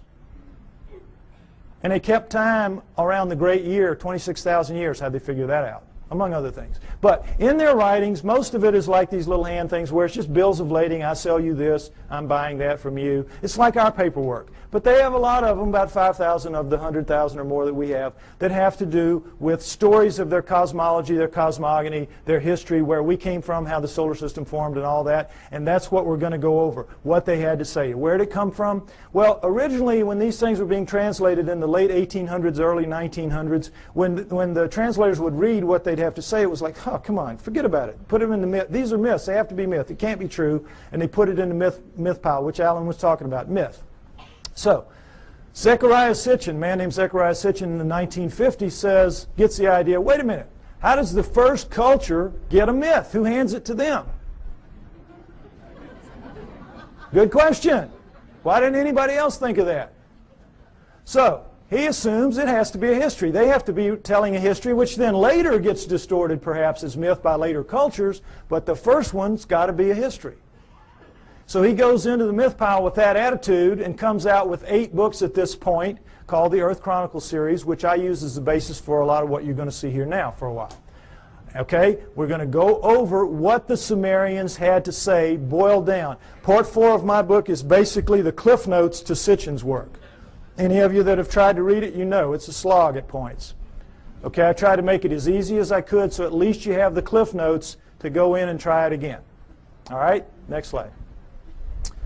Here's what they say, that originally as the solar system was forming, there was the Sun, Mercury, Venus, Mars, and a big planet called Tiamat, right where the asteroid belt is now. And if you know about Bode's law, there's supposed to be planets at certain places of a certain size, and it all fits reasonably well except for the asteroid belt where there should be a planet, and there isn't. But there was Tiamat then, Jupiter, Saturn, Pluto as a moon of Saturn, Uranus, Neptune, and into that forming solar system at around 4 billion years ago, which we extrapolate and assume because all of them were still very plasmid, still very much lava-ish, able to pull moons out of themselves, and we know that the solar system formed at around 4.6 billion years ago, so at around 4 billion years ago would have been the time approximately when this would have happened. Okay. Nibiru comes in, and as it's a stray planet like the one we saw a few months ago being slung out of the binary star system on the news. We all saw that. Probably something like that. It's captured by the gravitational pull of the large outer planets, swung around the sun, captured by the sun, and is caught in an elliptical orbit like a comet, moving clockwise as opposed to the counterclockwise circles of the other planets. Well, as you can see, there's the capacity for real problems here with one going one way and one going the other. And in the second time around, Nibiru collides head-on with Tiamat at planetary speeds. This is a collision. Okay? Next slide. This whole thing now is described in the great Sumerian epic of creation called the Enuma Elish, which is 6 tablets of action, 1 tablet of summation, which is taken to be by many people the basis for the 6 days of creation and the 1 day of rest. Because much of the Old Testament is a direct come down from the Sumerians. And if you know the Sumerian history and you read your Sitchin, you will know that, or my stuff, you will see that that is the case. Now, in that great epic of creation, the Enuma Elish, six of the major puzzles of modern astronomy and Earth geology are, I think, plausibly answered. You heard Alan's interpretation of some of it. I'm going to give you mine and give you the basic Sitchin explanation. Okay? What they say is that in the collision, Nibiru slams into Tiamat. It is a little more held together. It's older, and so it is coalesced more. It holds together. Tiamat is shattered in two, blown apart, torn in half. And that the lighter outer crust, the crust with the water on it, is scattered in all directions. Boom. Just an explosion, the lighter crust, and goes off with the water. Now, one of the great mysteries of modern-day astronomy is comets. Comets make no sense for this reason. They come from all over the place. In a linear universe, when, you know, the great ball of a primordial cloud of dust and gas swirling around flattens out into a pancake to make the solar system, that's the ecliptic. Everything formed in the ecliptic should be in the ecliptic. Nothing should be out of the ecliptic, and yet comets come from all over the place. So they had to be removed out to where they are some kind of way, but we don't have any idea. So they come up with this fantastic thing called the Oort cloud, which is so far away you can't imagine. The Oort cloud is one of the biggest jokes out there. And that's how they explain comets, because they can't explain them any other way. But the problem with comets is they have water in them. And anything out in space is not going to produce water. You produce water by being a cooling planet with lava spewing up the steam and stuff like that, and it condenses, etc. So comets have to begin in a planet. Now, this explains it, I think, plausibly well. Nothing that they will throw at you to explain comets will do it. All right, number 2, the other great mystery, the asteroid belt. What they say is that the inner viscous magma inside Tiamat in the collision was strung out the bowels of the planet. The guts were ripped out and strung out and broke into little pieces. That's the asteroid belt. They called it the hammered bracelet. We call it the asteroid belt. But there it is. And that's a fairly plausible explanation for it. Again, this doesn't make sense because, as you heard, the exploded planet theory. Problem is, when a planet explodes, it ought to just go boom everywhere. It shouldn't be hanging around. Doesn't make sense for a number of reasons. Okay, now, the third one is Pluto. Pluto's a problem because it's, as you've all been hearing lately, they're trying to downgrade it. It doesn't belong. It doesn't fit. It has an orbit that's not like the others. It carries inside the orbit of Neptune, and it's 17 degrees off the ecliptic. Again, nothing should be off the ecliptic. What they say is that Nibiru, as it swung around, it pulled Pluto away from Saturn, its original home, and dropped it out where it is now.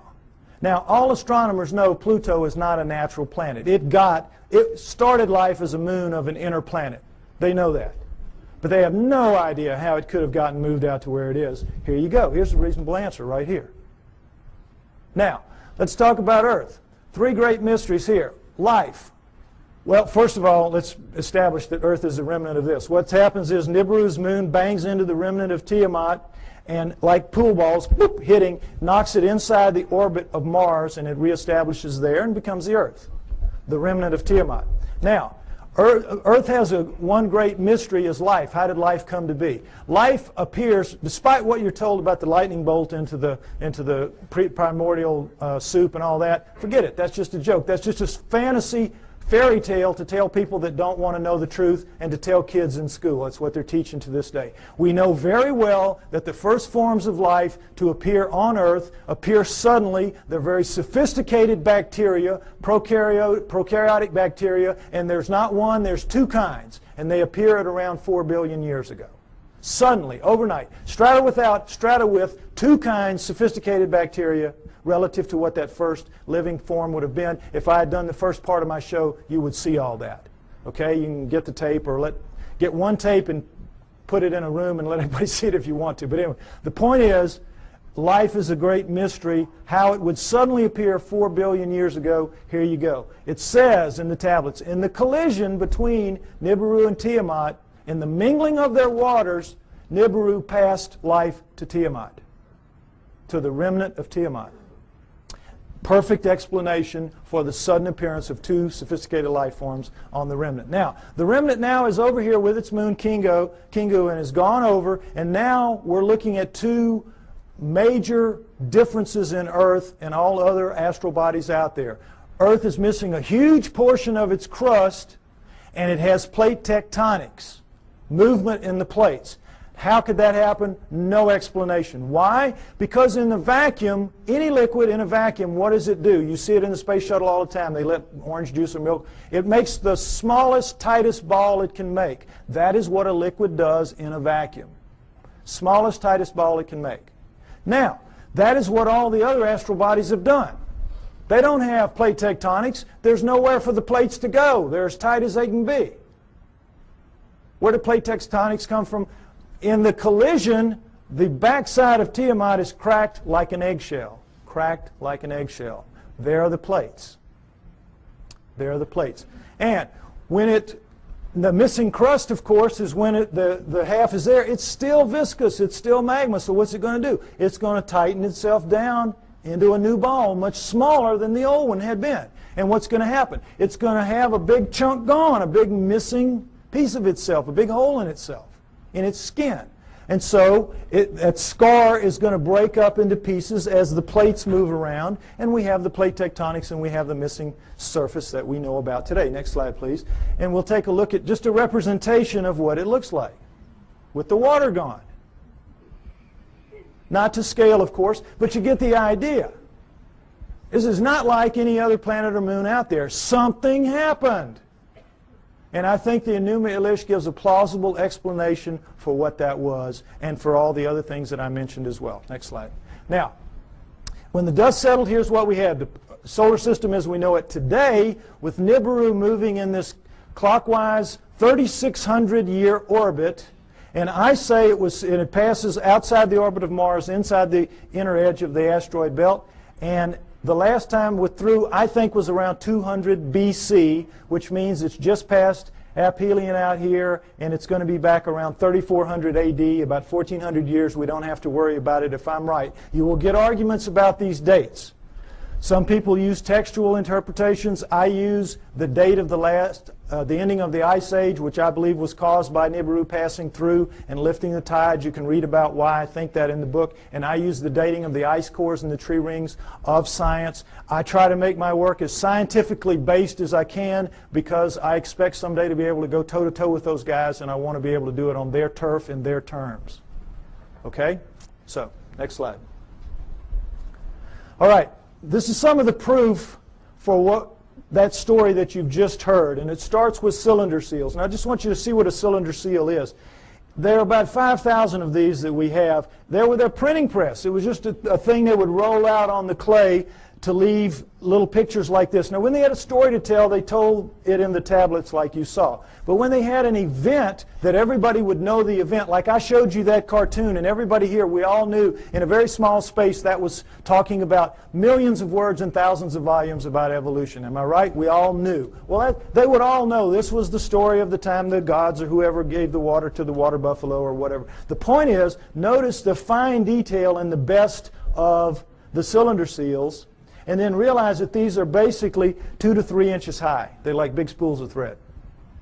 Made out of precious and semi-precious stone, carved in a circular format so that they roll out flat and three-dimensionally. Now, when asked how this was done, science says, well, they could only have bored little holes into the rock and then abraded them out like they, to the degree that they wanted. Well, the sand would be bigger than the holes you need to do this, some of this work anyway. There's just no way. Lasers, this is not even an inch square here. Lasers would have a hard time doing this if they could do it. Nobody knows how they did this. They're just pulling one out of the hat on you.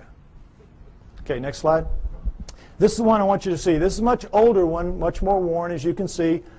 4,500 years, 4,500 years, 2,500 BC. It's called it's VA 243. It's in a museum in Berlin. It's well dated. And it's called the granting of the plow. This is a seated God. See him in his chair with a plow in his hand. And this is a standing God, and this is a human. How do we know they're gods? Because they have horns on their helmets. Horns on their helmets. Notice the horns. This is how you signify gods, or they did anyway, the Sumerians did on their cylinder seals. And I want you to pay special attention to this because later at the banquet we might see a real live Anunnaki helmet. We might see that. Okay, now, normally they would put astronomical signs up here to indicate who the god was because not everybody would know. But in this one, obviously everybody knew. And as you can see, this the human is carrying this kind of skunky old digging stick that the most primitive people have, even to this day. And this new wooden plow here, 4,500 years ago, we can go to Egypt today and see this very plow, and in many other third world countries still being used, this very plow. Okay, so no question it's the granting of the plow. But this is what makes this special right here. Let's see a blow-up of that. What is this? Solar system, right. Sun, Mercury, Venus, Earth, in their relative sizes, mind you. Earth, Moon, think how small that is. What grain of sand dug that out? Mars, and then, what should be here? This should be the asteroid belt. This is Nibiru, folks. Nibiru. Jupiter, Saturn, Pluto as a moon of Saturn, Uranus, Neptune. Notice that it's only a little bit bigger than Uranus, Neptune. It's about 3 times bigger than Earth. Nibiru is a good-sized planet. Good-sized planet, according to this. Okay? Now, again, what proof do we have of any of this? Let's take a look at this. All right. Here's a look at the solar system that you don't get to very often. And did it occur to any of you that we were looking at a cylinder seal carved at 4,500 years ago that had Uranus in it that we only discovered in 1781 when our telescopes got good enough to see it? It had Neptune, when we discovered in 1846 when our telescopes got good enough to see it, and Pluto, which we discovered in 1930 when our mathematicians got good enough to tell our astronomers where to look for the thing because it was so small. What are the Sumerians doing knowing about that? Furthermore, what are they doing writing in one of their tablets that if you look at these two, Uranus and Neptune, in the heavens, meaning right out on them, they look like blue-green watery twins? When we didn't find that out, we thought they were just big old gas bags like Jupiter and Saturn until Voyager went out there in 86 and 89 and found that, lo and behold, they really are blue-green watery twins. What the Sumerians said 4,500 years ago. Furthermore, they didn't count the way we do. Earth was not the third rock from the sun for them. It was number 7. So that means they were counting from out here, and they were putting Pluto in its correct place. What are they doing with all that knowledge? Well, they make no bones about it. They say everything that we know, everything that we are, everything that we have comes from the people living on Nibiru. The people living on Nibiru came to Earth and gave us everything that we have, everything that we know, our great culture. Now, what's the proof of that? Is there any proof that any ancient advanced civilization was ever on Earth at any point in the dim or distant past? Yes, yes. The megalithic structures out there, the pyramids, Tiwanaku, Baalbek, Teotihuacan, Stonehenge, you name it, a couple of dozen of them. All of those are impossible for human beings to recreate today. And yet we are told in another one of these great fantasies that they were somehow created by people in ancient times, ancient Egyptians or ancient Sumerians or anybody. Somehow or other they did it. And it's just absolute malarkey. Impossible. Now, next slide. Some Egyptian scholars tried to prove it by getting down in with some pink granite here and wailing away with some stones for a few hours and tore their hands up and walked out of there saying, well, you know, we couldn't make much of a dent in it, but boy, you know, those old folks, they sure had a lot of time on their hands, and somehow they figured out a way to do it. Wouldn't give an inch after this. Wouldn't give an inch. It's ridiculous. Now, here's the stone they're working on. Next slide. Some of you may have seen this. This is an ancient 1,170-ton obelisk lies unfinished at the Aswan quarry. A crack rendered the stone unusable. It's pink granite. They were making it into an obelisk like the one you saw in Allen's slides. Okay? It's about 100 feet long. It's about 12 feet wide, 12 feet deep on the side. Imagine the Washington Monument just squared off. And it's pretty much done. But now let's move this from the Stone Age. Let's move it through the age of copper, because copper wouldn't make a dent in that. And let's move it into the Bronze Age. Bronze will chip on it. Bronze will take a little bit of it out. Now, let's put our bronze chisels or hatchets or whatever in the hands of some guys and get them down in this crack and put them to work. How do you think you're going to fare in there? Pretty tight fit. Plastic Man might have a tough time up in there. But the point is, they've got it pretty much done. They're working on the spire here. When they break it, you know how it works. You press here, you get this. Well, look, does this look like somebody chipping away with a little hand? No. This looks like a belt sander taking pieces out the size of the chair you're sitting on. Huge chunks of pink granite, one of the hardest stones in the world, just being ripped out. And they press too hard with whatever machine they've got here, and you know your physics. You get stress back here, and they popped it. They broke it. And they just said, whoops, we busted that one. And they just unhooked it and went somewhere else and left it for us to marvel at and wonder how they could have done it. But now let's go ahead and say they didn't bust it and they finished it. These primitive people now who managed somehow to do this. They finished it, it's ready to go. The hole, by the way, is about 15 feet deep. That's the top of it up there. But still, what's the first thing they've got to do? Somebody's got to draw straws to get down there with his hatchet and cut it loose from the bottom.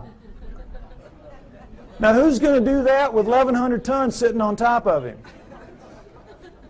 We could not get our best diamond-tipped blades to cut through underneath this thing.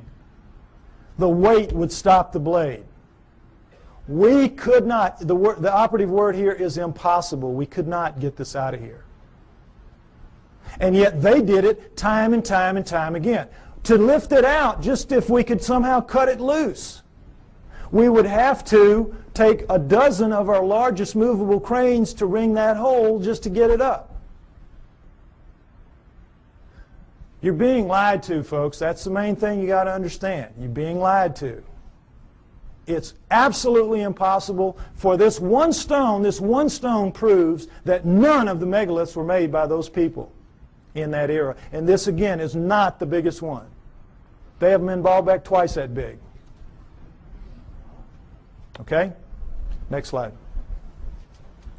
All right. What we're told is that the Anunnaki came to Earth for this, gold. mining gold. And that originally, the story is, they landed in ancient Sumer, but not 6,000 years ago, 400,000 years ago, 430,000 approximately to be exact. 400,000 years ago they land in modern-day Iraq, and they set up shop in the Tigris-Euphrates Valley, and they call their home away from home, their home away from Nibiru, the Eden. You'll see a poster out there by my thing, Anunnaki over Eden. That's what that means, because that poster is the Tigris River Valley that the symbol is rising above. That is where it was. That is where Eden was, according to them, and that comes down in the Bible as such.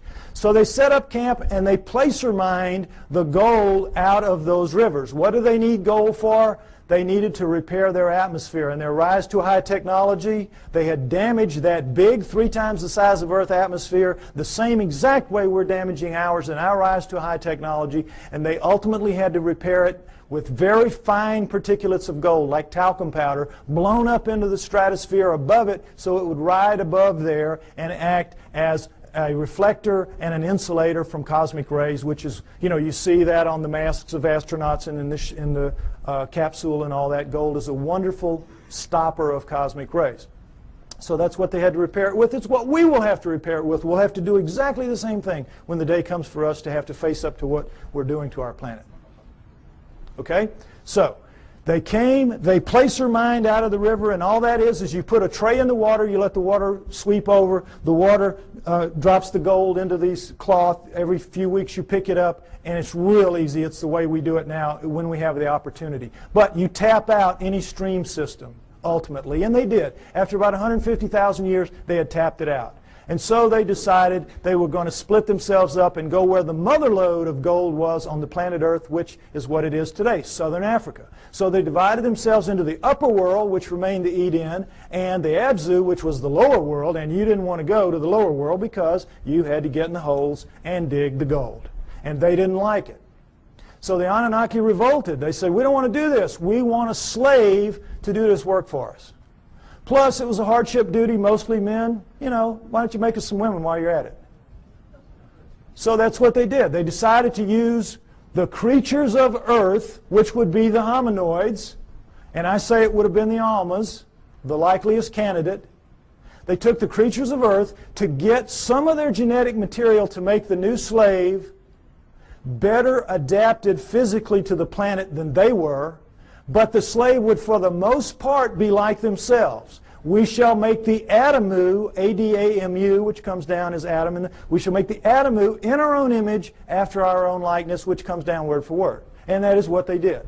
They made their slave inferior models of themselves. That's us, folks. That's us. We're really inferior models of the Anunnaki. And as you saw in the cylinder seal, we look like them. We look like, in their own image after their own likeness. In all of the cylinder seals, we look just like them. We don't have the horns on our headgear. That's about it.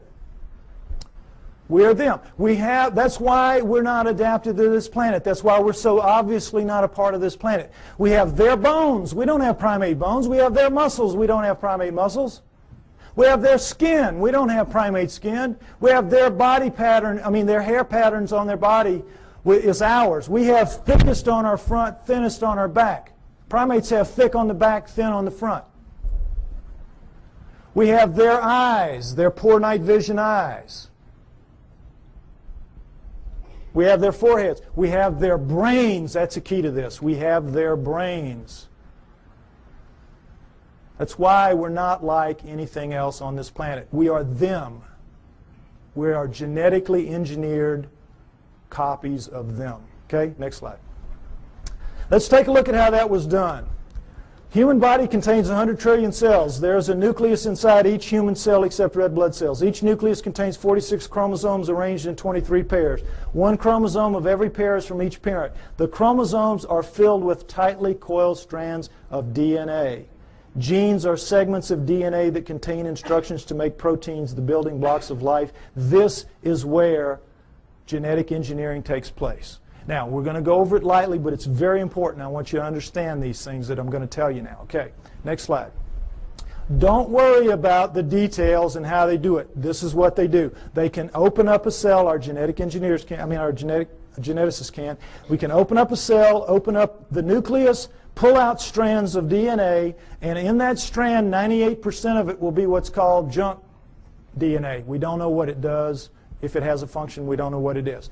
2% will be what are called, prosaically enough, the working segments. They work. They do what they're supposed to do. They make the proteins. Now, if you cut in the junk above a working segment and in the junk below and remove it and have done the same with another strand of DNA over here, you can move anything into anything else. It can be animal into plant, plant into animal, fish into fowl. It does not matter, because all living things at the most fundamental level are exactly alike.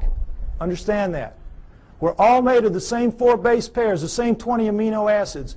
Everything is the same at the most basic level. It's like it's pop beads that are interchangeable. It is almost as if somebody designed it that way so they could just mix and match the parts and make anything they wanted.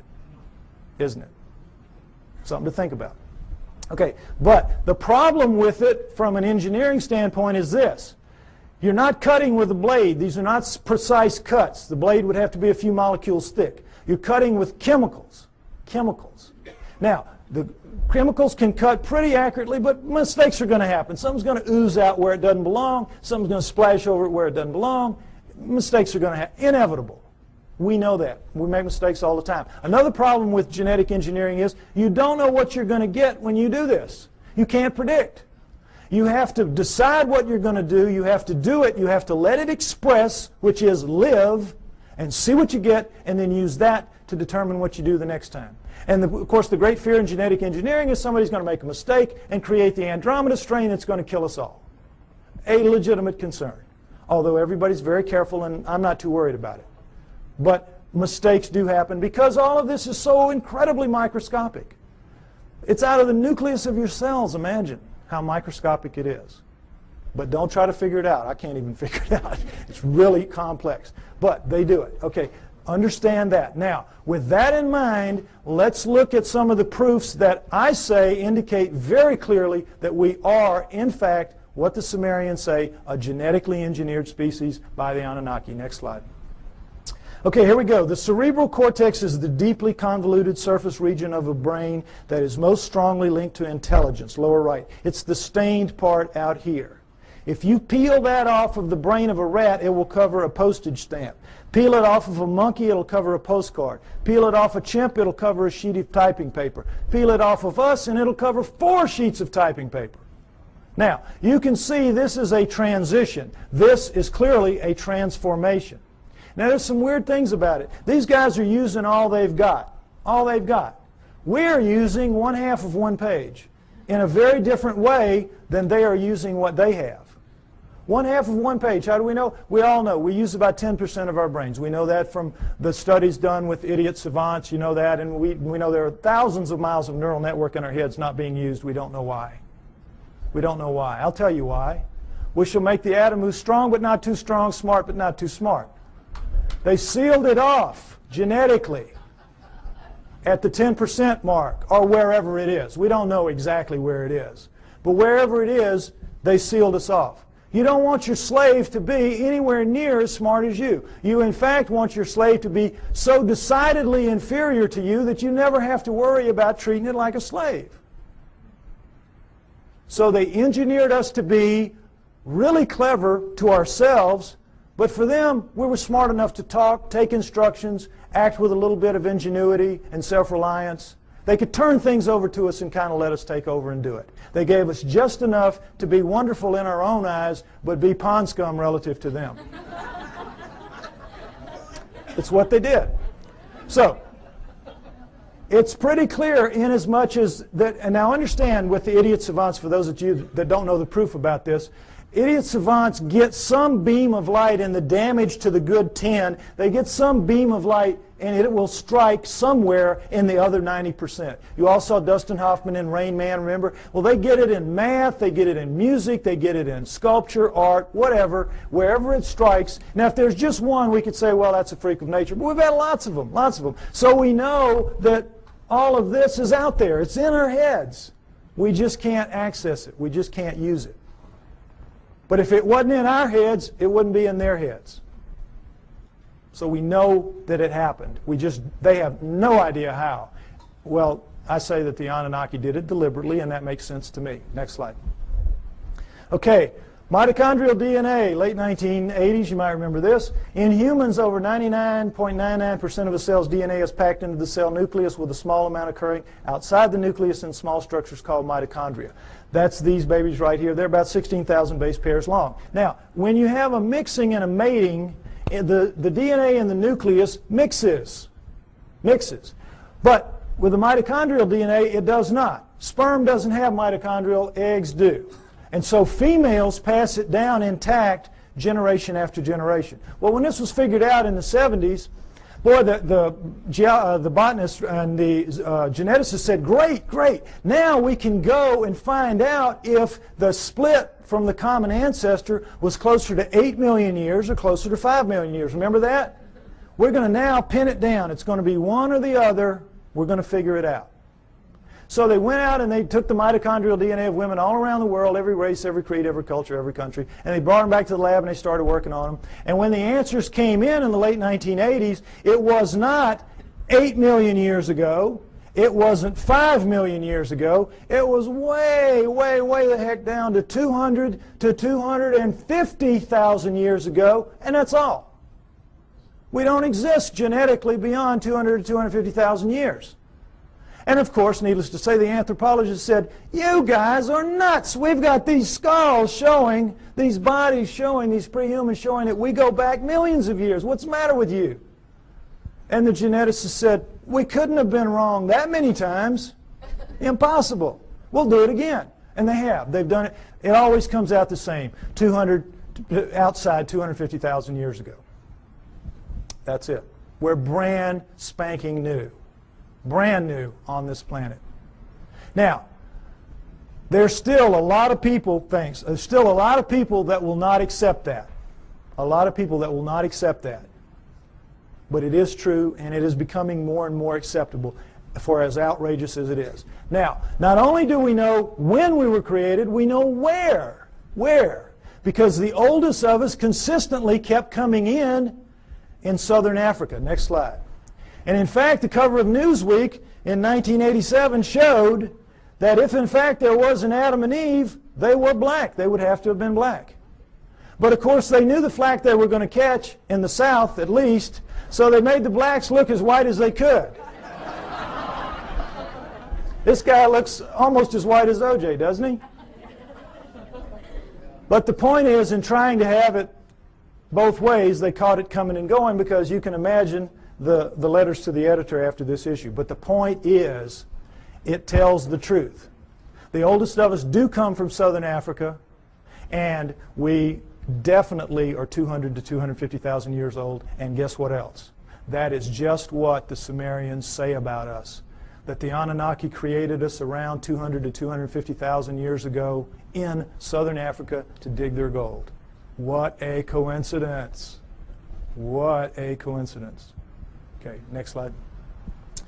Okay, what happens when a creature is born in the wild severely screwed up physically? What happens to it? Dies, right? Parents will kill it. They will not put that defect into the gene pool. You're looking at the great exception. You're looking at 28 of our most severe genetic defects, but we have 4,000 and counting. 4,000 and counting. Now, we're only 200, 250,000 years old. We shouldn't have one. We've got 4,000 and counting. How did it happen? Cutting and splicing process mistakes. Cutting and splicing, oops, made a mistake. Cutting, splicing, oops, made a mistake. They don't care. They're making a slave. They're not going to fix the mistakes. What do they care if it's 1 in 100 dies from the problems? If it's 1 in 10, they don't care. They're making a mistake. They're making a slave. But they know the numbers, like we have found out the hard way. If you let the population propagate naturally, those numbers go way down for each person. Right now, as we sit here, we average about 50 of the 4,000, each of us. And we have a mating with our mate. If we share any of those 50, then each of our offspring will have a 1 in 4 chance of expressing it. That's why you'll get mongoloids in the best of families, mongoloids in the lowest of families, and all around the world. And that's what genetic defects are. In the wild, you will get 2-headed calves and 6-legged goats. That's a sperm-egg misconnect. That's not something that you see steadily on and on. A little gem like spina bifida, which is not going to let you live to adulthood, nor is it going to let you reproduce if you do. What's that doing in a gene pool?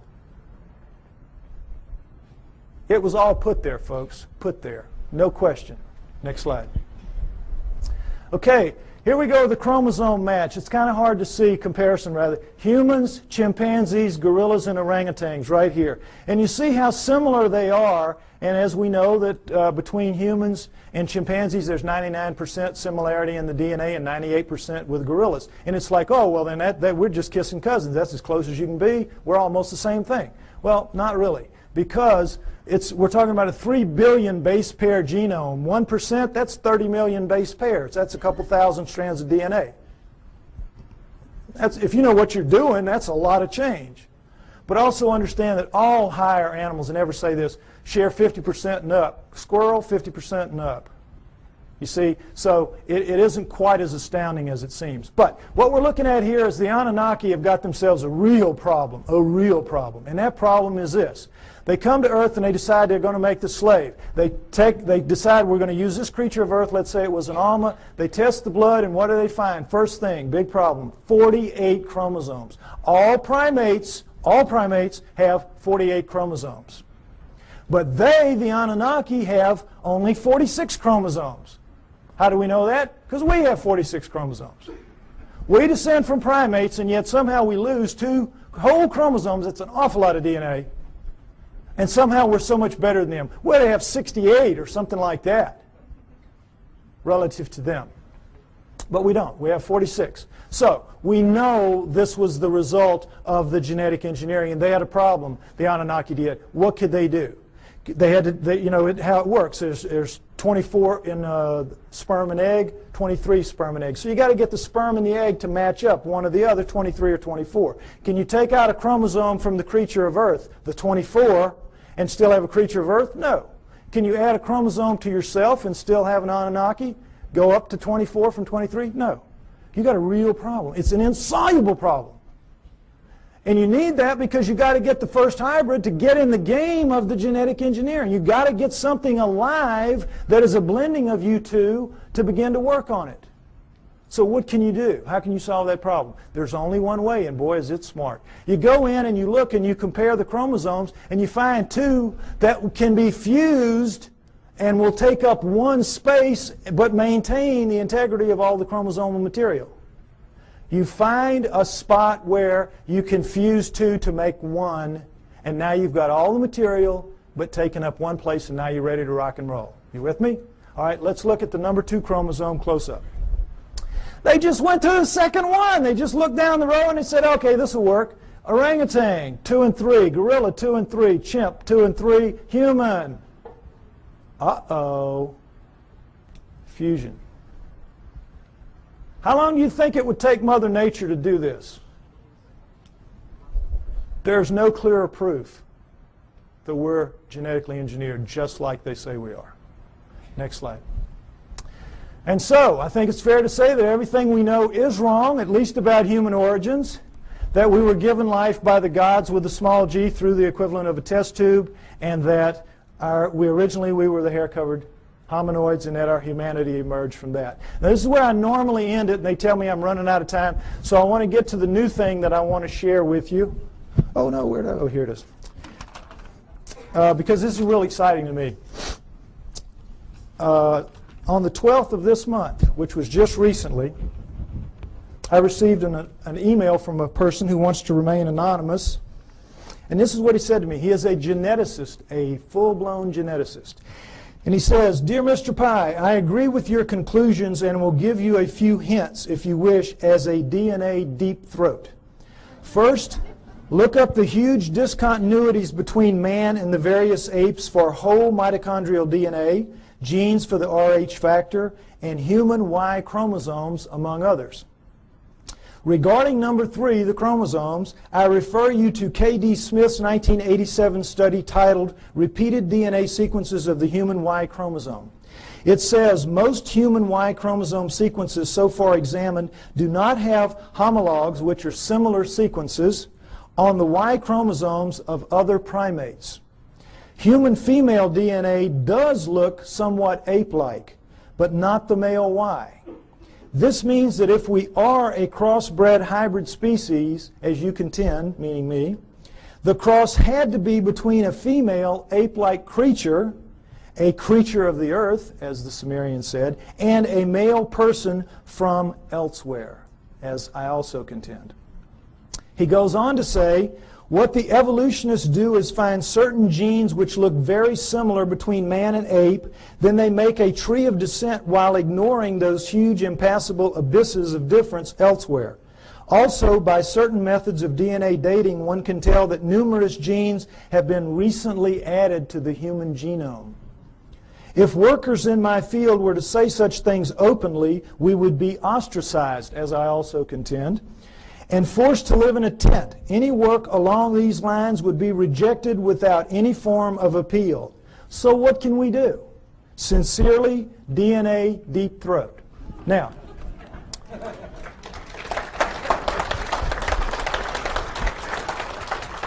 what this means, thank you, what this means is we win. We win. Because where one of these came from, more of these are going to come. As my profile rises higher, and I think, frankly, that I'm the only person out here pushing this genetic stuff that you're seeing like this, more of these are going to come my way. We're going to win. You've seen the evidence. Now, right now, we're getting our brains kicked out. We are getting our brains kicked out. That's why we're called the fringe. And the reason is we keep mounting these frontal attacks on the establishments. And every film that we produce, every photograph, every sighting, every testimony, every capture, every encounter that we have, and we throw at them with the best intentions.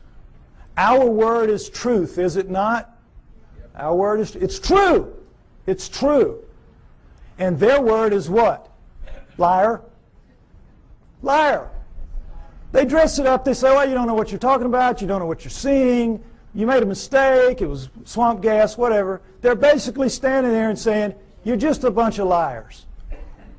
We're right and you're wrong. And because it is our word against their word, our word truth, their word liar, their word wins.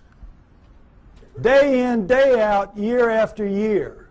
It's very frustrating, is it not? Boy, it just annoys the heck out of me. But what this means is we're going to win in the end. Why? Because the genes say so. The genes back us up. And right now, this is not a field that you're very familiar with. And I've worked very hard to make this very simplistic so you could understand at least the fundamentals, and it's the same in my book. You need to be aware of this is because this is the back door, kids. This is the back. We're not going to storm them from the front. We've been doing it for years. They know how to deal with us. Our word against them, we're going to lose. But in this instance, the genetic end of it, what is it? It's their word against them. It's their research against them. They're going to lose. We're going to beat them with the genetic evidence. We got to beat them. We will beat them. We know we're right. We know they're wrong. They know they're wrong. They know they're wrong. We just have to get mentally tough and accept that this is a war. This is a fight.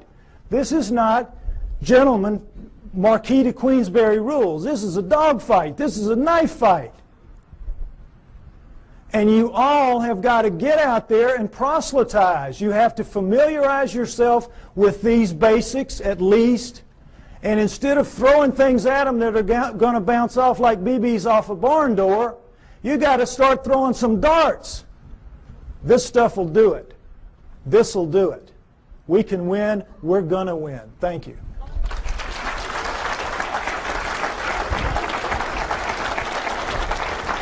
No, we were upright walking at 4 because we have proof of it at 3.5. Next slide, please. These are the famous Laetoli tracts of Tanzania, Africa, discovered by Mary Leakey and her team in 1978. And here you see what they are. We're in solidified ash. We have a large pair here, smaller pair here. We assume it was a couple moving along. And we see the the track here in a blow-up is not quite human. It's different in several ways, but it's human enough to make it very clear that we have upright walking bipedal creatures 3.5 million years ago, no doubt, measured by ashfall, which is very accurate. So that's why we jack it back. If we were this upright at 3.5, we had to be upright at around 4, and that's where you get your dates of 5 to 8 million years ago, the split from the common ancestor. All right, now, next slide, please. Here's the depiction of how this happened. The nearby volcano laid out a layer of ash. The creatures go walking along, leaving their tracks. Then another layer of ash comes, seals the layer, and then 3.5 million years later, a rivulet comes through here, cuts through, exposes one of the tracks. One of Mary Leakey's team sees it, and then they peel back the layers until they expose the whole thing. Miracle piled on miracle. It's just amazing, an amazing discovery. Now, the reason I show you this is I want you to notice that all pre-humans that you will see in the books, and go back and you can check, they will show you a head that looks like this one pretty much, grossly primate in its characteristics rather, because that's what the skulls of all pre-humans look like. But then they'll always stick these human bodies underneath those heads. And this is a subtle brainwashing that is performed on all of us to make us think that these are in fact pre-humans, because that's what they're called. That's what anthropologists call them, pre-humans. Now, you can't pretend that those heads are in any way human, so they don't, but they leave the body parts looking, you know, amazingly human. You have the hands coming down mid-thigh, and, you know, I hate to say it, but God, this looks a lot like my body right there.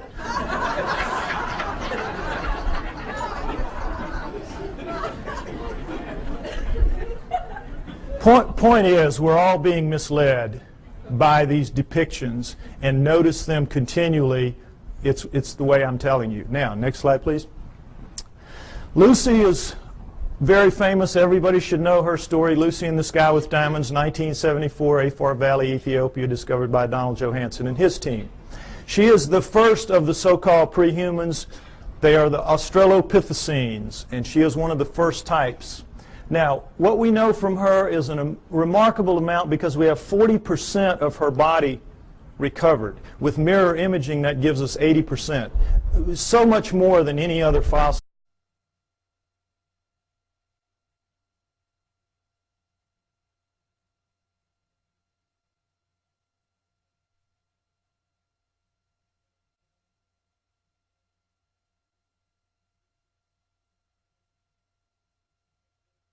Of Book 1, Everything You Know Is Wrong, Human Origins. Lloyd was a presenter for us at the summer seminars this last summer, and he is one of those few rare, extraordinary people that has been invited back to repeat. And after you see and hear his presentation, you'll begin to understand why. He, well, he's a friend at this point. He really is. And he's an awfully good man, and he's got a brilliant mind, and you're gonna love this presentation. He's a native of Louisiana. He is a graduate of Tulane University. He has a BS in psychology. He's been a writer for over 25 years, and he's been a thinker for a lot longer than that. Ladies and gentlemen, Lloyd Pye. Thank you, Bob. Appreciate that very much. For those of you that have seen this movie before, you're going to notice that the front end of it is going to be missing. I'm not going to do the part about Darwinism because I'm going to add some material at the end that I didn't have at the last time, and I think you'll find it interesting. So what we're going to do is just start right in with the human origins, in as much as the book is about human origins, and we'll go from there. All right, can we have the first slide? All right, everybody just take a minute and look at this.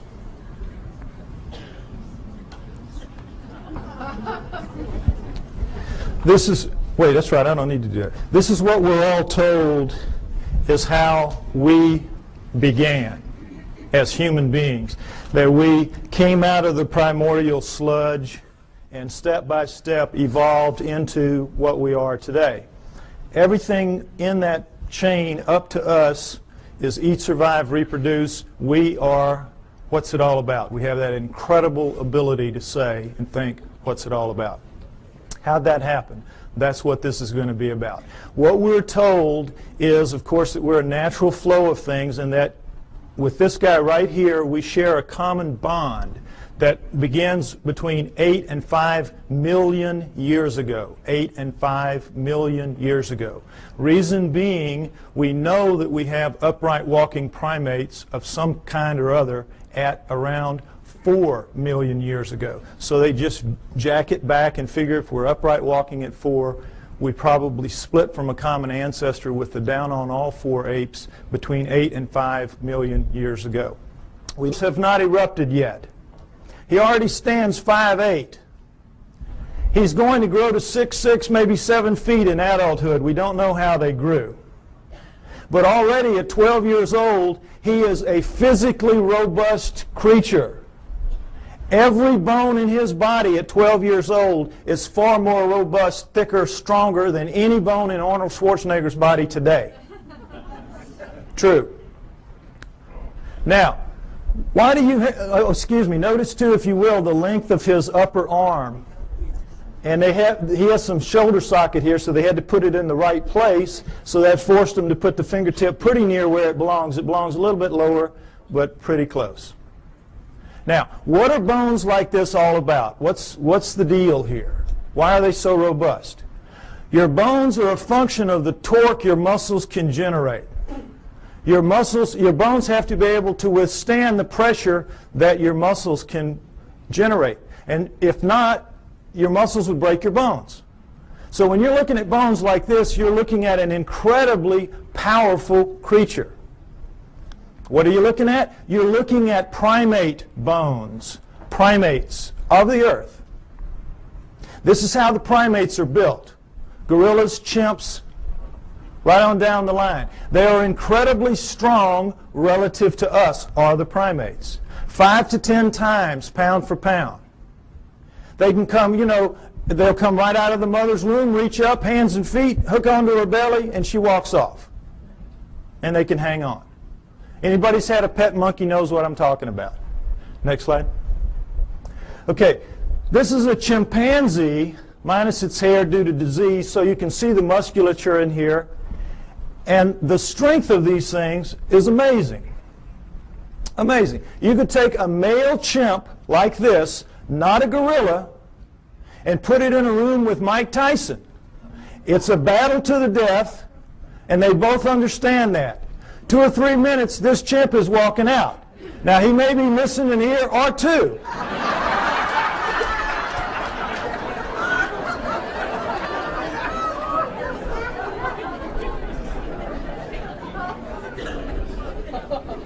But the chimp is walking out.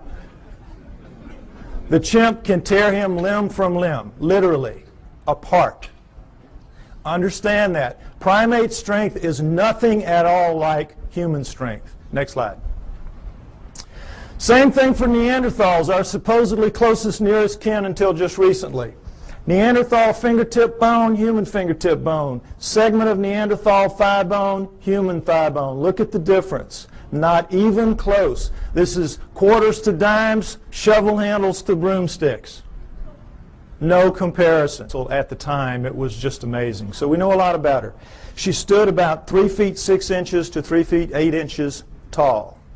Very diminutive relative to us. But her bones, all of her bones, are much more robust than ours. Her upper arm bone here, for example, which is much longer than ours would be if it was a human that size. This arm bone it would end about right here. Also, it would be about that thick. So we can see she's much more robust than we are in all of her dimensions. She has the head of a chimpanzee, which we cannot tell from her skull, as you can see, but from others like her. Head of a chimpanzee. But we do know that she walks upright because we have her hip joint and her pelvis, and we have particularly her knee joint, all of which are amazingly human, so we know. She walked upright, no question about it. She was an upright walking creature. Just didn't have bones that looked anything like ours, or a head for that matter. Now, one other thing I want to point out about this is the people that are paid to go out and find these fossils, these pre-human fossils, are paid to find pre-human fossils. So what they do is they fudge it every way they can to make them look human, and they always have problems with the arms. Because all the arms of the pre-humans are too long from here to here, from shoulder to elbow relative to us. So if you'll notice, what they did is they fudged this way up beyond where it ought to be to get this up here, so they could get the fingertip down around mid-thigh, when in reality it belongs down around here. Keep these little tricks in mind. This is all part of the subtle brainwashing campaign that is waged against you to make you believe that they're telling it to you straight about how this all happened. Okay, next slide. All right, as I said, these are the first 4 of the Australopithecines, and Lucy is one of the first kind, Australopithecus afarensis. We have Africanus, we have Robustus, we have Boise. All right, we have basically a pair of upright walking chimpanzees, upright walking gorillas. You can see that length of face, width of face, and sagittal crest, which modern gorillas have. It's that ridge of bone where their muscles attach to the tops of their heads. So from 4 million years ago to approximately 2 million years ago, we have a pair of upright walking chimps, a pair of upright walking gorillas, and that's it. Okay? Now, at 2 million years ago, we have a transformation. We are told it is a transition, that somehow the Australopithecines segued into the next creature, which is Homo. Homo meaning man. You will see they are indeed more man-like than are the Australopithecines, which are clearly primates, upright walking primates. So, we have this changeover from Australopithecines to Homos. We're told that it is a transition, it is a transformation, as you will see with this slide. Next slide, please. Okay, here we go. Australopithecine, early Homo. Notice, if you will, this is not a transition. This would require 20 or 30 gradual changes to get in from this to this. It is an overnight change. It is just sudden. Boom. The Homos are here. I don't mean that like it sounds. Okay, next slide. All right, the Homos are here. Here we go. The Homo habilis, Homo erectus, Homo archaic, Homo neanderthal, and then Cro-Magnon, Homo sapiens, us. Notice Neanderthal man going back and through the Australopithecines don't look anything like us. Nothing. Here we sit right here. Another transition. Now remember, we had 4 million years Australopithecines, approximately 2 million years. There's some overlap in here. And then here, 120,000 years ago only, boom, here we are. Suddenly, overnight, looking nothing like anything that has come before. The bones of all of these creatures are much thicker than ours, just like Lucy's were. And in every way, the shapes are dissimilar. They do not have, it's hard to tell looking straight on, but they have no foreheads. Their foreheads go straight back off their huge brow ridges, neither of which we have. We have nice forehead here. We have no brow ridges. Huge, round, nocturnal vision eyes. So did the Australopithecines. These are primate eyes. Primates have this kind of eye. Huge, wide nasal passages indicating a big flat nose spread across the face. We've got our little uplift of bone sticking our nose off our face. We have rectangular, small, reduced eye sockets, very poor night vision. A dramatic change has occurred. The upper jaw sticks off the face. Ours squished in. Nothing like us. Next slide, please. Profiles show the degree of change is startling. Prognathous mouth, no chin. Prognathous mouth even more so. No chin, and then suddenly flat mouth, nice chin. Look at the change through here. Australopithecine, Homo erectus, Cro-Magnon. This is as big a leap from here to here as from here to here in anatomical terms. A light year. A light year. This is not a transition. These are transformations, despite what you are told by anthropologists. Next slide, please. Now, am I making it sound my way just because the heads go that way? No, let's look at a whole body. This is a Homo erectus called the Lake Turkana boy. Homo erectus, Lake Turkana boy. Now, notice, if you will, this guy's about 12 years old. His molars